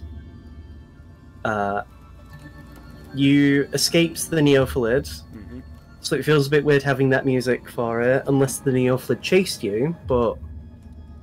To my knowledge, Neophilids can't swim. If it does try to swim, it might mutual kill the aboleth. I was just thinking, you know what though? It'd be really cool to watch an aboleth and a Neophilid fight. It would probably be horrifying, but still. The Neophilid would probably win. It's just got better stats. Well, it'd probably get really fucked up in the process. It's tankier and bigger, but the aboleth actually has high intelligence and stuff, so it'd probably make the sensible option to just run away. Yeah, in the wild, there's not a lot of creatures that will do close fights. They're only going to fight something either for survival or if they know they're going to win. Yeah. Here's some new music. And there you go.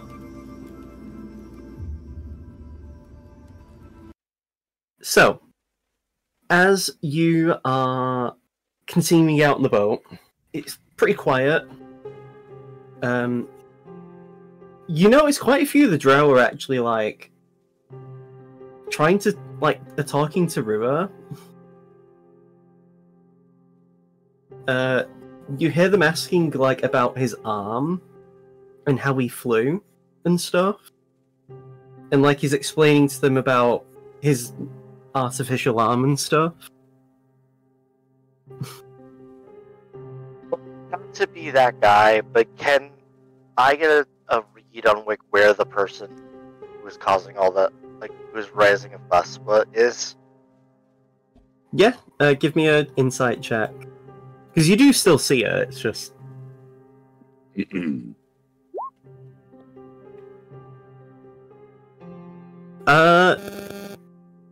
Since she's mostly just grumbling. Mumble, mumble. She's not really, like, engaging very much in the conversation and stuff. Dairo's just gonna keep an eye on them, just like keep locked on them. What was that, sorry? I think Dairo's just gonna keep. Oh, yeah, keep an eye on them. Yeah. You keep an eye on the drow. Yeah, she's mostly just grumbling. Not all of the drow are actually talking to Rua or seem to be interested in him. But yeah. Colgan, you notice, is actually, like, moved away from a lot of the drow. He seems to just sort of want to be on his own as much as he can. What are the rest of you doing while you're on the boat? Drumming my instrument. Give me a performance check then.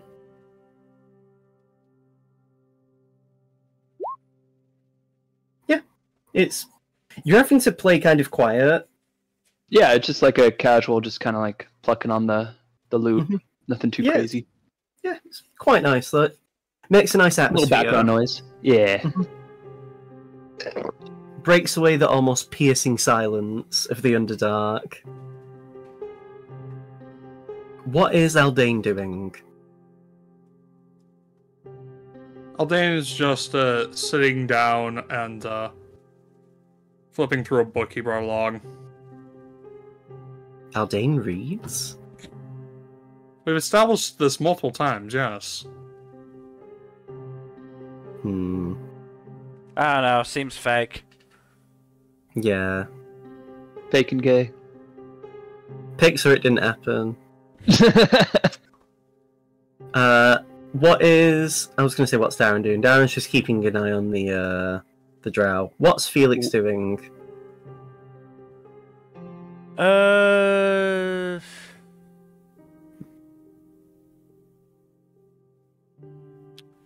Gonna try and sketch the Neophyllid. Give me a painter's check then. Painters. Damn. You do an extremely accurate drawing of the Neophyllid. Imagine, like, the thing I posted in the Discord. Mm-hmm. Felix is just looking at that, like, oh good, that's seared into my mind, I guess. I like the idea that Felix looks away from a moment, looks at the picture and, like, screams because he forgot he drew it and it scares him. No, what I'm imagining is looking at it and then showing it to one of the drow. How do you think this looks? Oh my god! Oh god! Yeah, you just show it off to one of the drow and she actually, like, starts to retch. Can't blame her. Is that a good retching or a bad retching? Good retching.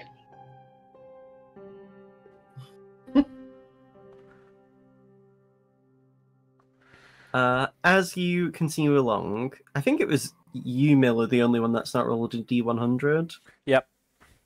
So, roll one, if you will. We've all rolled fairly similar to each other. I was going to say Jack rolled the highest with like a 60-odd. Yeah, 60, no, it was 62. 62. Yeah, so we've had a 50 and yeah. a 62, a 20 and a 34. Roll 34? Oh no! Oh god, the Neath village is going to start doing a striptease. I Oh, hope God. not. I'm imagining something I don't want to talk about now. Ooh. That's on Fate. you, dude. Fate stay night moment. Anyway, so okay. So as you're continuing along the Underdark, you know, you've maybe have heard an aboleth breaking the water. You've seen some sturges flying by, and you had a not so I say a kind of close encounter with the Neophalid. It would have gotten to the drow before you guys, but still, you know. So as you are continuing along, the drow who's sort of managing the boat actually says to you, "We're going to be disembarking soon.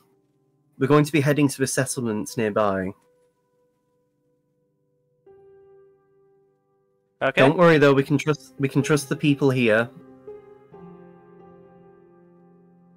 And eventually you come to this, how do I describe it?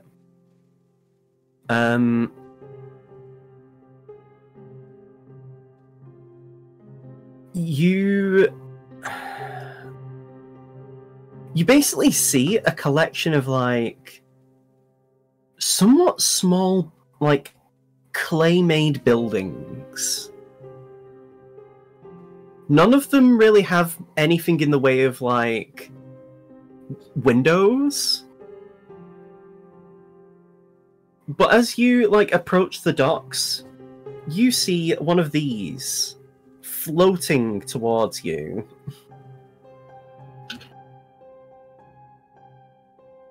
I'm posting the image before I describe it in the Discord. Excuse me. Oh boy. Oh, okay. You see a small, goofy-looking fella with two long eye stalks and a mouth, floating with multiple small blue tentacles under its body. That's extremely cursed.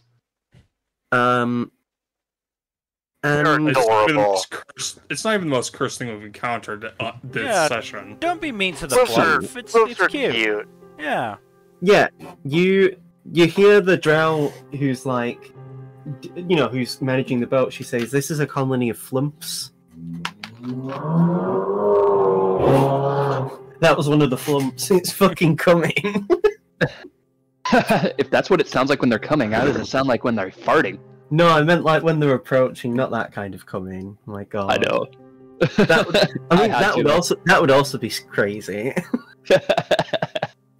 But anyway, yes, they float over to multiple of them just float over to you, and they just like look you over with their eye stalks, and like you all hear a voice in your head, and you hear, "Hello there, we are the Flumps.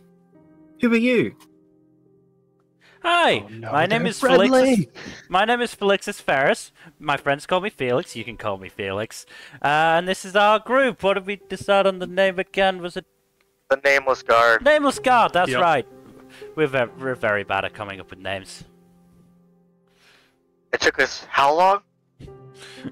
Several long. months. Are We all, should have of just these, outsourced it to Rimuru. He knows names. are all of these drow also part of the Nameless Guard? Nope, just us. just the yeah, Rui, you're Four a of us. member at this point. 5 of us. I mean, you should hope so. He's on the banner. We have a banner. You commissioned character art of me. Oh Indeed, yeah, we Rui, we did. had a banner made. We're gonna hang it up at the new place. It's gonna be great. But enough wall breaking aside. The multiple drow all get off the boat and they're all like, what's the way to describe it? You see quite a few of the flumps fly away, like moving away from the drow. The two that are with you, like a few of the flumps hide behind those drow because as the one of them earlier mentioned, they are friendly with this place. And yeah, the flumps all gesture for you to follow them with their tentacles, and they lead you inside one of the bigger clay houses, which still isn't particularly big.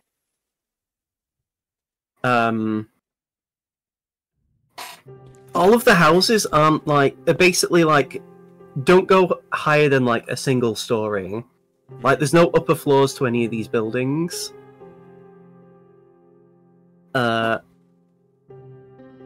And yeah, they basically just tell you, we originally planned to live here, but we were attacked. But thankfully, the Drow of Amethyst came to help us out, and in exchange for us helping them, they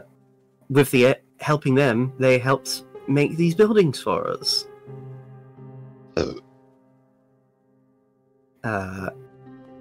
If you would like, while you're here, we have some food. If you need to rest up and relax. That would be nice. We've already had encounters with what was it? So, Umber Hulks, Hook Horrors, befriended one of them. That was interesting. Purple Worm, Amberlith. Horde of Sturges flew over us, and then we escaped from a near fillet. Oh, that sounds terrible. Indeed.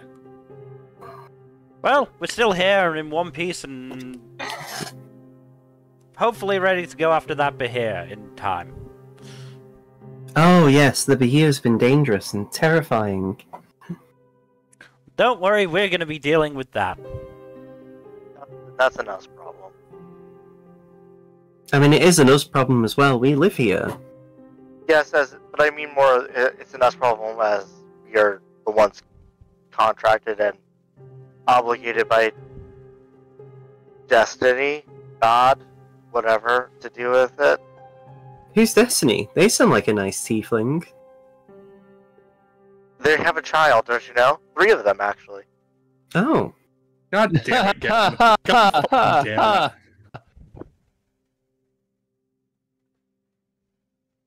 I couldn't resist, I'm sorry. You don't have to apologize, but actually, yes, you do. Apologize. As you're sort of talking to them, you... How do I describe this? Give me a wisdom check, all of you. Rua and Colgan are also going to do this. That was Rua with the 14. Colgan got the 6. So Felix and Colgan don't notice this, but Seamus, Dairon, Aldane, and also Rua does. You feel the gentlest tug at your mind as you're sort of talking to some of these flumps. Insight? As you sort of look in the direction of some of the flumps, a few of them actually fly away. And the one that's been interacting with you just says, "My apologies, we feed by consuming mental energy. Generally from psionic creatures, but we can occasionally we can also feed from just generally creatures who have mental capacities. We tend to try not make people feel uncomfortable. We don't want them to feel awful or weak from our feeding. But sometimes we can't help but sometimes indulge ourselves. But even then, if you felt the tug, that was the most that we tend to do." Well, I would recommend maybe refraining from that while we're here. We need to be at 100%, so we can't afford any discrepancy. You won't feel tired at all. Oftentimes, we mostly just have a... How do you describe it? Think of it as akin to an animal drinking from a river. More, sticking the tongue in, sticking it back in the mouths. It's less eating than, again, it's, an animal drinking from a river doesn't deplete the source, if you catch my meaning. Mm-hmm. The only problem with us consuming psionic energy and brain power is more, we mostly find creatures that are evil. And so sometimes our nature can be twisted by these evil creatures. In exchange for you having safe passage through here, would it be possible if we could help vent some of our excess brainwaves to you? It might also help you with knowing more of the lay of the land. Honestly, that would actually be really helpful. Mm-hmm. Ah, perfect. Thank you very much. If at any point you find yourself discomforted, we will stop immediately. I always love it when Eldritch Horrors Beyond Our Understanding ask for consent. I was going to say, flumps are canonically, good. No, I know. I'm just... Yeah.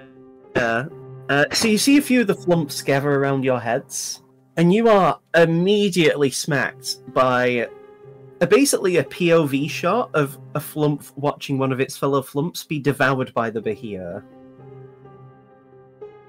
It's like watching a dog eat a meatball. It's not great. And you hear the blood-curdling screams of the flumps. Yes, Trauma, my old friend. How are you? It's not great. You also see stuff of some of the drow that are from the same group that got on the boat with you guys. You actually see a few of them attacking some of the flumps as well. And some of the, how do I describe it? The abuse they've inflicted on other males. Mostly male drow. And you basically see a very, what's the word to describe it? You kind of see why drow are considered to be typically avoided, especially if you're a man. It's not great. I'll leave it to your imagination what you see, but, Death by Snoo Snoo? Not even really. I'm joking. But yeah, it's not nice. But how do I describe it?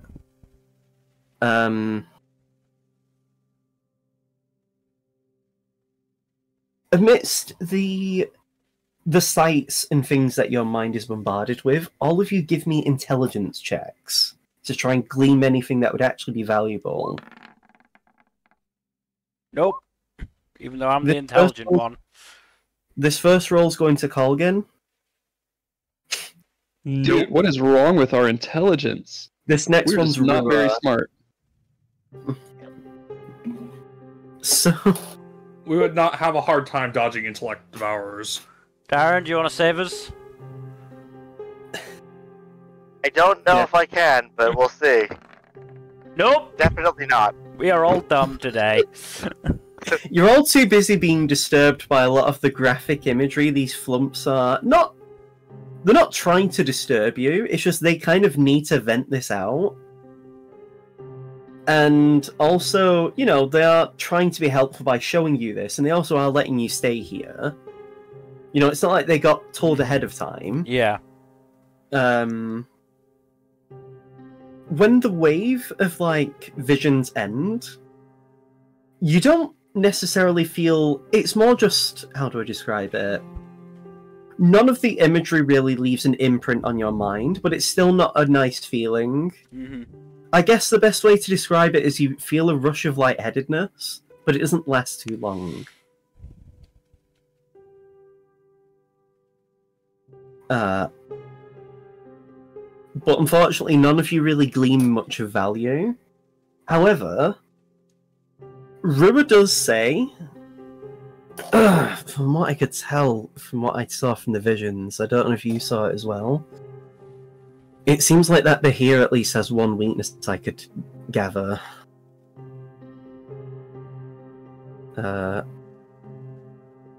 Let me check what it was.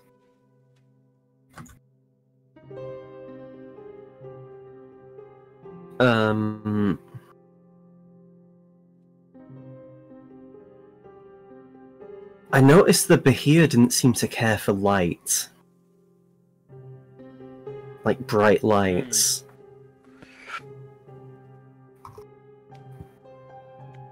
Maybe its vision's become worse since it's been living in the Underdark. Who knows? But maybe we can use that as an advantage.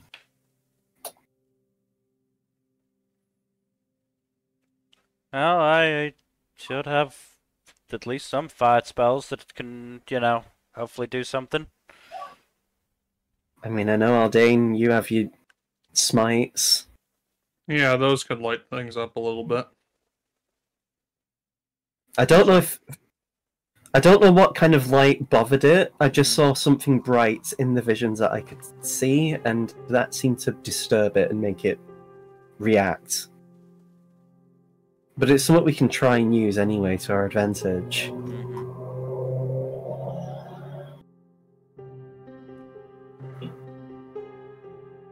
After that, the flump that's been talking with you, excuse me, he just says to you, "I hope the visions weren't too intense.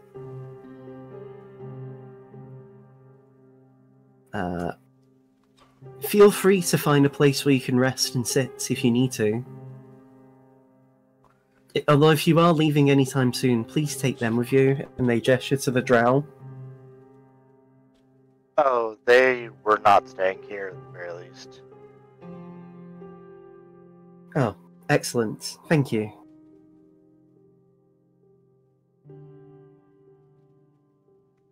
And yeah, as you sort of left to decide what you're going to do next, you just see multiple flumps like flying around. A lot of them are just looking at you, mostly because they've very likely never seen your kind, or at least they're just enamored by the way that you look.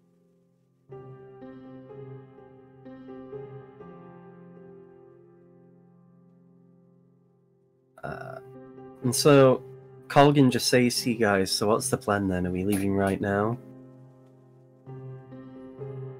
How long have we been awake? Or how long did that trip on the boat take us? Because I know it was, what was it? It was like midday-ish, I think, when we left. Yes. Well, it was like nearly afternoon, I believe, by the time you left. Or it was like around the afternoon when you left. So by this point, it's probably like 6 o'clock p.m. Right. Did that vision give us an idea of how far away the Bahir is from here? So none of you really gleaned anything that would give you much context of anything. From what Rua can tell you more of, the location from which he saw in the vision was different to the surroundings. Right.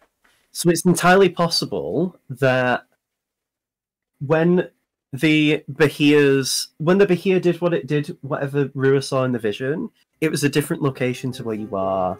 Right. So, and based on what he could see, based on what he saw earlier when he was flying around when he was avoiding the Neophalid, he isn't sure that it indicates the Bahir is necessarily close or far. If all of you want to do a wisdom check anyway to douse the Dracolich piece, you can. Yeah, worth a shot. Why not? God damn it. Nope. Aldane. Seamus, Styron? I'm doing terrible. Seamus, it seems to be that the Bahir is like east by northeast at this point.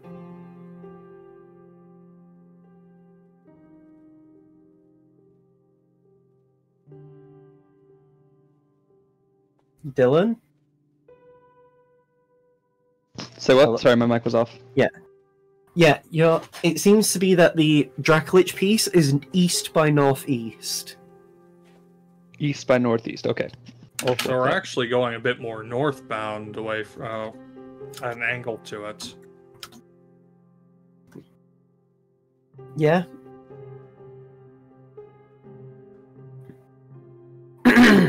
But yeah, Anywho, I don't mind resting here for the night and starting up afresh in the morning. Yeah, let's give ourselves a chance to collect our thoughts and move forward from here. Mm-hmm. Although we should figure out something more important to do with the drow. one of the drow who was on the boat with you, not the one that was causing problems, she comes over to you guys and says, "So, you're still headed for the Bahia?" Yep. We were doing some talking. Do you mind if we came with you? Sure. No. We had to leave our home because the Bahia attacked it. And that, of course, disturbed the neophyllid, which we didn't even know was even in the area, which has us worried about the mind flayer activity in the area as well. And we want to take our home back and also get rid of the Bahia. We also know the lay of the land better than you guys do. Not to brag, but, we do. No, that's fair. That's a fair assessment. Rua's also going to insight this. And Colgan. That was Colgan. And that was Rua. Rua did history, I think so... be so much better today, but, that's how that goes. Rua is thinking about the history of the drow in this area. I mean, he wouldn't know. Well, you did a history check. Oh, I meant to do insight. Fuck. Assume that would be a history check, so it's actually a 26. Right. That would be an insight check, but yeah. Fucking hell. But yeah. And yeah, they give you that offer. Colgan and Rua both look to you guys, and they actually just say they aren't lying. They are willing to help, it seems. Sure, why not? Yeah, I don't think we're in any kind of position to be turning down help, just, be aware of how dangerous this is going to be. The drow who you're speaking to just says, we're always prepared for death anyway whenever we go out to fight, and this is no exception. As long as you're aware, move from that. Mm-hmm. So, you now have a squad of about 12 female drow. Cool. Okay, great. We will be leaving in the morning. Or whatever the morning is here. Yes, we know, don't worry. Some of us are going to do patrols around the area. So you guys can afford to sleep through the night if you want to.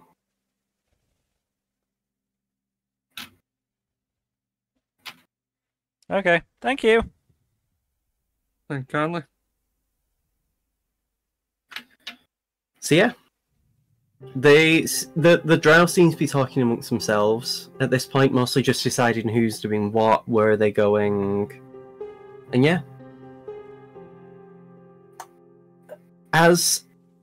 So are you all just deciding to do a long rest now, or are you gonna Yeah, I guess so.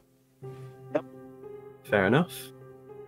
If any of you used any resources, you've got it back. Because you didn't have a long rest after the Umber Hulks, if I recall. Nope. And yeah, so any spell slots you used, any resources are back. Yeah.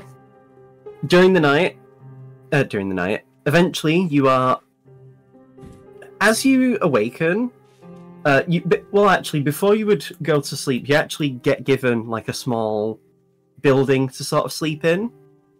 It seems to have been designed for non-flumps to use, just because it seems bigger than most of the other buildings in this area.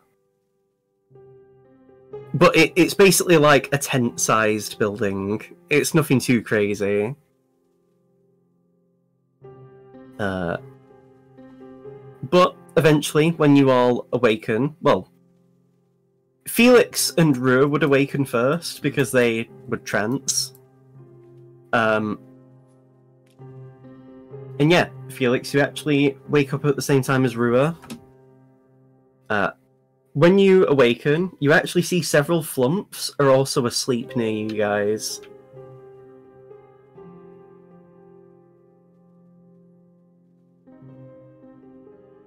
I like these flumps. Yeah, I remember my mum telling me stories about them when I was younger. Apparently, the Drow society she was in actually used to eat these as a delicacy.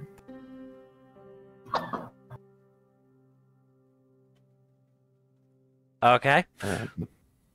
Yeah. I mean, I wouldn't want to.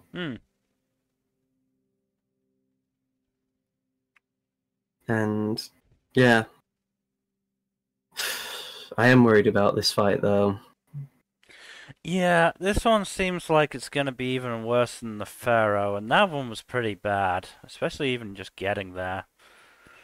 I mean, at least we haven't needed to deal with the, like, legions of the undead. Fewer minions this time, definitely, but still. The problem is we're dealing with more unaffiliated creatures, and a lot of them don't have the capacity to be reasoned with. That is my worry, is about what we'll come across that we can't, you know, just avoid or try and get out of the way of. I mean, I wouldn't have been surprised if we encountered these drow sooner. They probably would have attacked us. Well, and certainly in a different situation, they probably would have tried to attack us. Especially that leader who, you know, was an asshole. From what the other ladies were telling me earlier on when we were on the boat, she's not even, like, high in the chain of command. So she just decided to be a dick because? Rua just shrugs. I don't want to say it's a drow thing, it's just, you know... No, it's clearly not a drow thing. We've been meeting a lot of drow at this point, and most of them are fine. We're also a group comprised of 2 drow from another settlement that likely broke off from theirs, and 5-6 of us are men.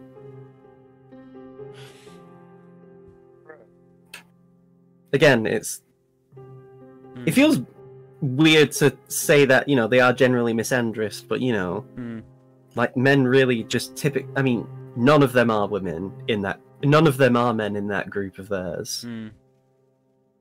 Even the ones that were attacked by the Neophyllid weren't men.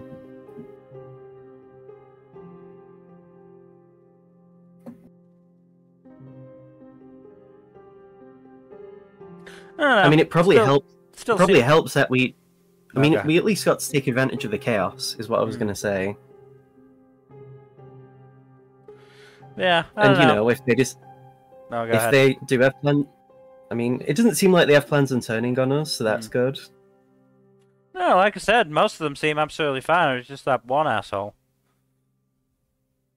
I mean, from what I could gather, quite a few of them weren't particularly happy with us. It's just that, you know, some of them have the graciousness to not, you know, bite the hand that's proverbially fed them. And as long as they stick to not saying anything, as long as they have nothing nice to say, then I will be completely fine with them. At worst, we'll just have to use them as a distraction. Most of them have heavy armor than us, so anything that relies on sight, we can just, I don't know, drop a shatter near them. hit them as a group and lure any blind sight creatures onto them. I was just gonna send one of them walking in with nothing. How that goes? Is that Well, Dyrus I'd like to- talking in their sleep? I think so. Weird. Sorry. The Go. sleep No, thing it's still fine. seems so weird to me. I mean, I wouldn't know. I always trance like I'm sleeping anyway. Yeah. I couldn't imagine trancing like you do. I don't know. Seems good for my back if I'm just sat upright. I get it. I just like laying down on something soft and comfy if I'm going to be doing something. If I'm going to be having my eyes shut for an extended period of time. Mm. I was. My dad also just showed me to do that when I was younger, so I've never Yeah. really learned any other way to do it. He was told as well. He was shown the same way by my granddad. So, Mm. and he was shown the same way by the people who took him in. Mm. Now, I had a cousin who tranced on all fours. It was weird. Fuck. Yeah. I never really got I it. didn't even know you had a cousin. I got family. Most of them I don't talk to anymore because I, left home, but they exist. I mean, you also don't talk to the ones from Black Crane, right? I mean, I didn't really know they existed. I doubt they know I exist. I hope they don't know I exist, because it could be a really awkward time if they do. Who knows? You might have a few degrees of separation to relate to them with Eben. Yeah. Maybe one of your cousins is his kid or something. Yeah, that would probably be about right with how things have been going, but, can't judge somebody on their family. Otherwise, otherwise we'd be judging Aldane a lot. I mean, we still could. Hmm. And he just chuckles as if, like, clearly not meaning that. Look, if we're gonna What judge about me Aldane, now? we're gonna judge him on his lack of progress with his girlfriend.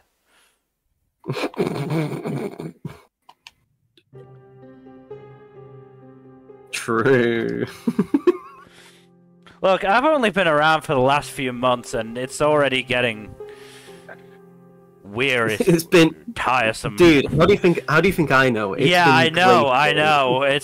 I don't understand how I've lasted this long without just like locking them in a room. Because he could probably wrestle the keys from my hand. Hmm. I mean, hey, if we have Seamus do it, he can just teleport out. I mean, he could just. I can only take one other person with me, though. I mean, you'd be on your mean, own. I mean, I can also teleport out the room. I just feel ill when I do it. Hmm. But he could also break the windows. Windowless room. How would I teleport out then? I can only teleport when I can see the thing I'm teleporting to. That's why we have Seamus do it. And if Seamus can't do it, then he's the one who gets, bodily attacked by Aldane. It's a win-win for us. Nah, that's not fair to Seamus. He deserves better. Like I said, though, Seamus should be able to get out fine. Why don't you do it? My teleportation is also side-based, so that might not work very well. And, Well, for one of my teleportation spells, it would deal a lot of damage. So, probably best. I mean, oh, maybe yeah, maybe I could just stay in my tiny hut. I mean, can't creatures move in and out of it? Only if they're within the dome when I cast it. And if Aldane's right next to you, throttling you. I would hope that I would have the tiny hut up before that happened. Also, how big is this room going to be if it can fit a tiny hut and them two in it? Maybe.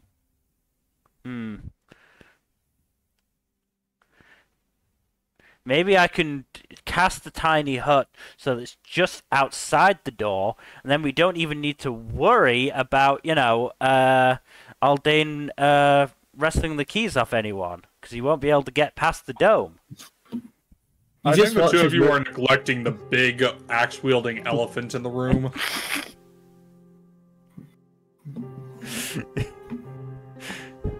Wow, now Aldane's talking in his sleep. Really weird. Anyway, you watch as Rue attaches one of his arms to himself and then, gets up. I'm gonna stretch my legs. Okay, that's fine. I'm gonna try and do a sketch of the flumps. Have fun. And eventually, the rest of you wake up. You see multiple flumps surrounding yourselves as they are walking by you.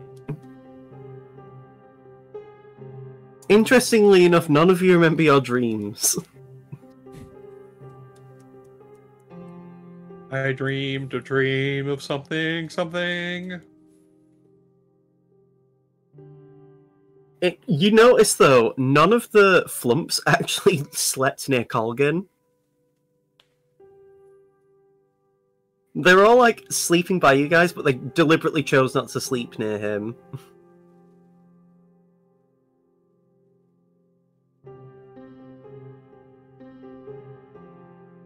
And yeah, you all awaken. It wasn't uncomfortable sleep. It was alright.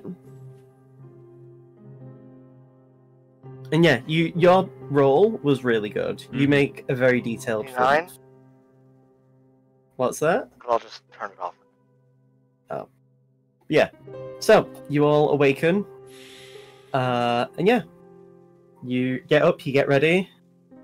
You see the drow are sort of a bunch of them are some of them are talking to each other, just in different groups. Sort of just mostly just chatting. And yeah. Shit. So, are you guys going to be heading out? Yes. Yep. Right then. So, as you as a party begin to leave with these drow in tow, let me make a roll. We'll see who has to roll this D100. I didn't mean to open that. That was a misclick. Open what? I clicked the turn order by accident. Oh, no. Felix, give me a D100.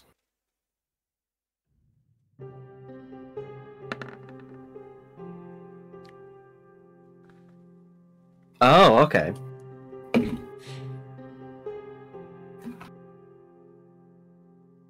So, as you mobilize with all of the drow, and you leave the village of Flumps, you see several of them are waving at you with one tentacle of theirs. Felix will wave back. Aldane will also wave back. Rue does as well. So does Seamus. And yeah, you eventually get to the point where it isn't long before you lose sight of them. And you, how do I describe it? You are moving through the Underdark, and how do I describe it? You see a few of the drow actually are ahead of you guys, partly because they have better vision in the dark, and also because the ones at the front have like bows and are clearly scouts. Mm-hmm. The ones that are more closer to you guys are the ones that are in full armor and, you know, not as maneuverable. You do also see a few more scouts to your rear, seemingly to keep track of anything behind you guys as well.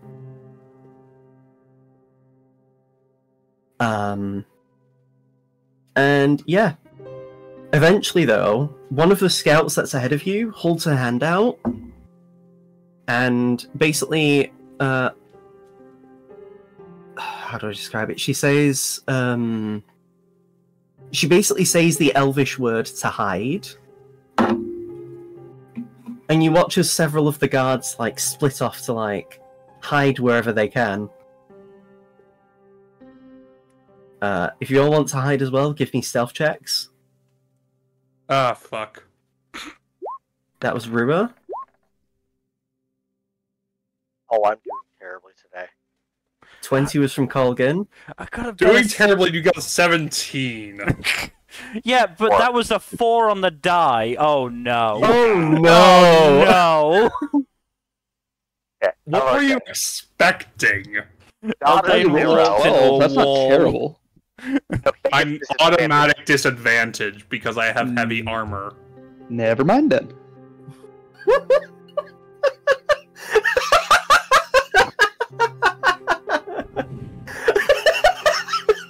Trips and falls, and you just hear metallic clatter echoing.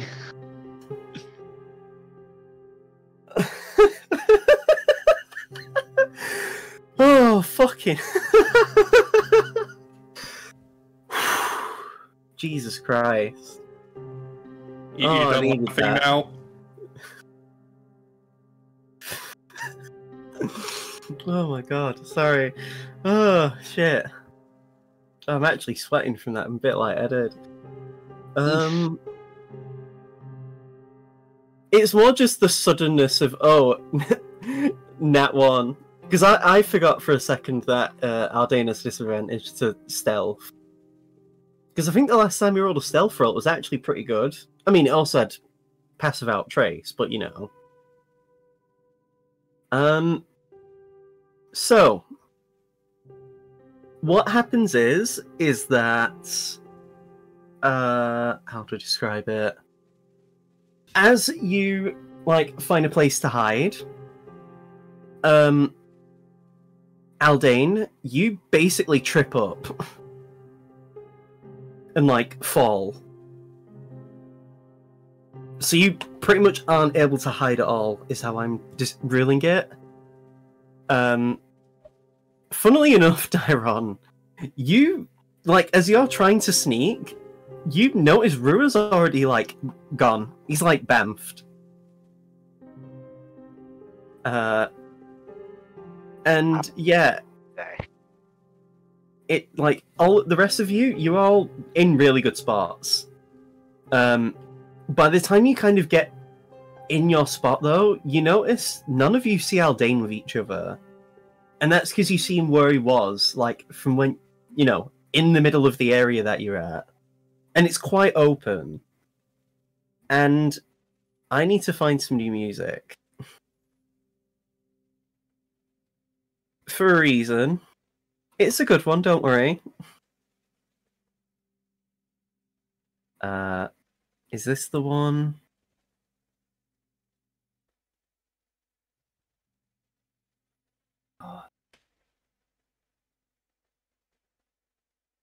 I keep getting adverts for that new Wuthering Waves gacha.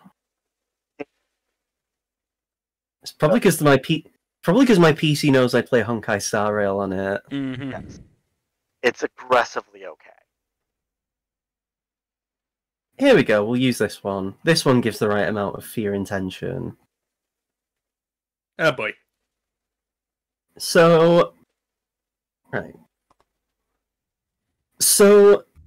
Maybe it's because you've just been, like, sort of on edge the whole time. But it's only really as you notice Aldane, like, having tripped, that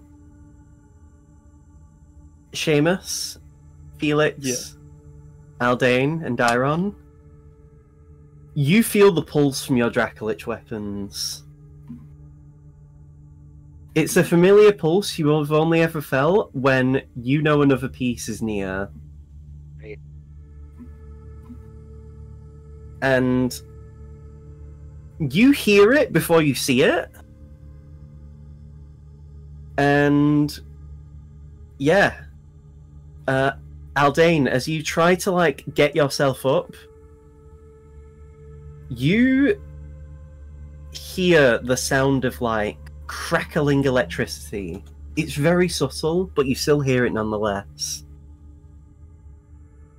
You hear the sound of a long creature, very big, like sauntering over to you. And you see it. It's long, it's blue, and you know what it is. You've not met this creature before, but you know what it is. And Shit. as you're sort of like stumbling onto your feet, the Bahia begins to roar. And I want all of you, the four of you, to give me a wisdom saving throw with disadvantage. I am so glad I have a +10 to wisdom saves. Oh, Well, there I go. So only Aldane isn't afraid. Actually, no, wait, aren't you immune to fear effects? I think maybe. Let me double check. Because you all have fear for the people who failed, which is everyone. doing great today, Kaido. It's go great. I think it might be I think it's level 11 when you get Aura of Courage. Yeah, I don't have that right now, but I still rolled a 20 on my disadvantage, so... Aldane was like, what's this about disadvantage? And then was like, observe. Yep. Oh no, it's level 10 you get Aura of Courage. Okay. Yeah, I'm one level away from that then. But if it helps, you are immune to the fear effect of this Bahia for the next 24 hours. But yeah, everyone else is afraid of it who has a Dracolich piece. Great. Felix, you feel the cloak almost constrict you. It makes you not want to move. You feel weighed down. And the weighing down feeling applies for you as well, Seamus and Dairon. It feels like you're being dragged down to your feet, like down to the ground, as your weapons are shuddering in place. Aldane, you push through the fear. You know you can't afford to, like, make a mistake with how, to give you an idea, Aldane, this Bahia is like 40 feet from you. And as you come face to face with the Bahia, that's what we're going to call the session today. Okay. Great. Cool. Love being frightened. Nice cliffhanger. I'm going to fucking die. Oh boy. I mean, we'd love to help you and, get closer, but we really can't. Yeah, I know. We can do our best from long range, which, to be fair, that's what most of us, that's what the three of us specialize in, compared to you. Yep. Probably be a lot more worrying if it was, for example, me or Seamus who passed and was in front of the Bahia, and the other three had failed. Yeah, probably. Well, we can figure all that out next time. Yep. On Dragon Ball Z. Hey. We'll get Kyle A. Bear in to do a narration. Which, I think next week should be fine. I'm fairly sure I don't have work. Fair enough. I mean, I never work Sundays.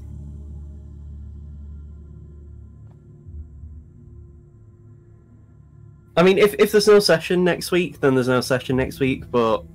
I mean, as far as I know, we're all good for it.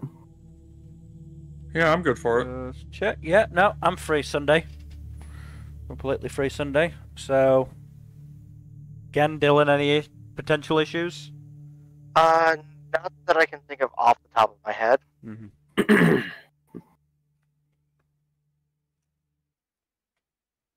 Right. Well, Right then. fingers crossed we'll be able to see you next week, but that is the end of the session for today and therefore the end of the stream. So thank you everybody for watching. Hopefully you've enjoyed. In terms of future stuff, Tuesday, Thursday, Saturday and Sunday as always. Please do give us a follow here on Twitch and all that YouTube stuff.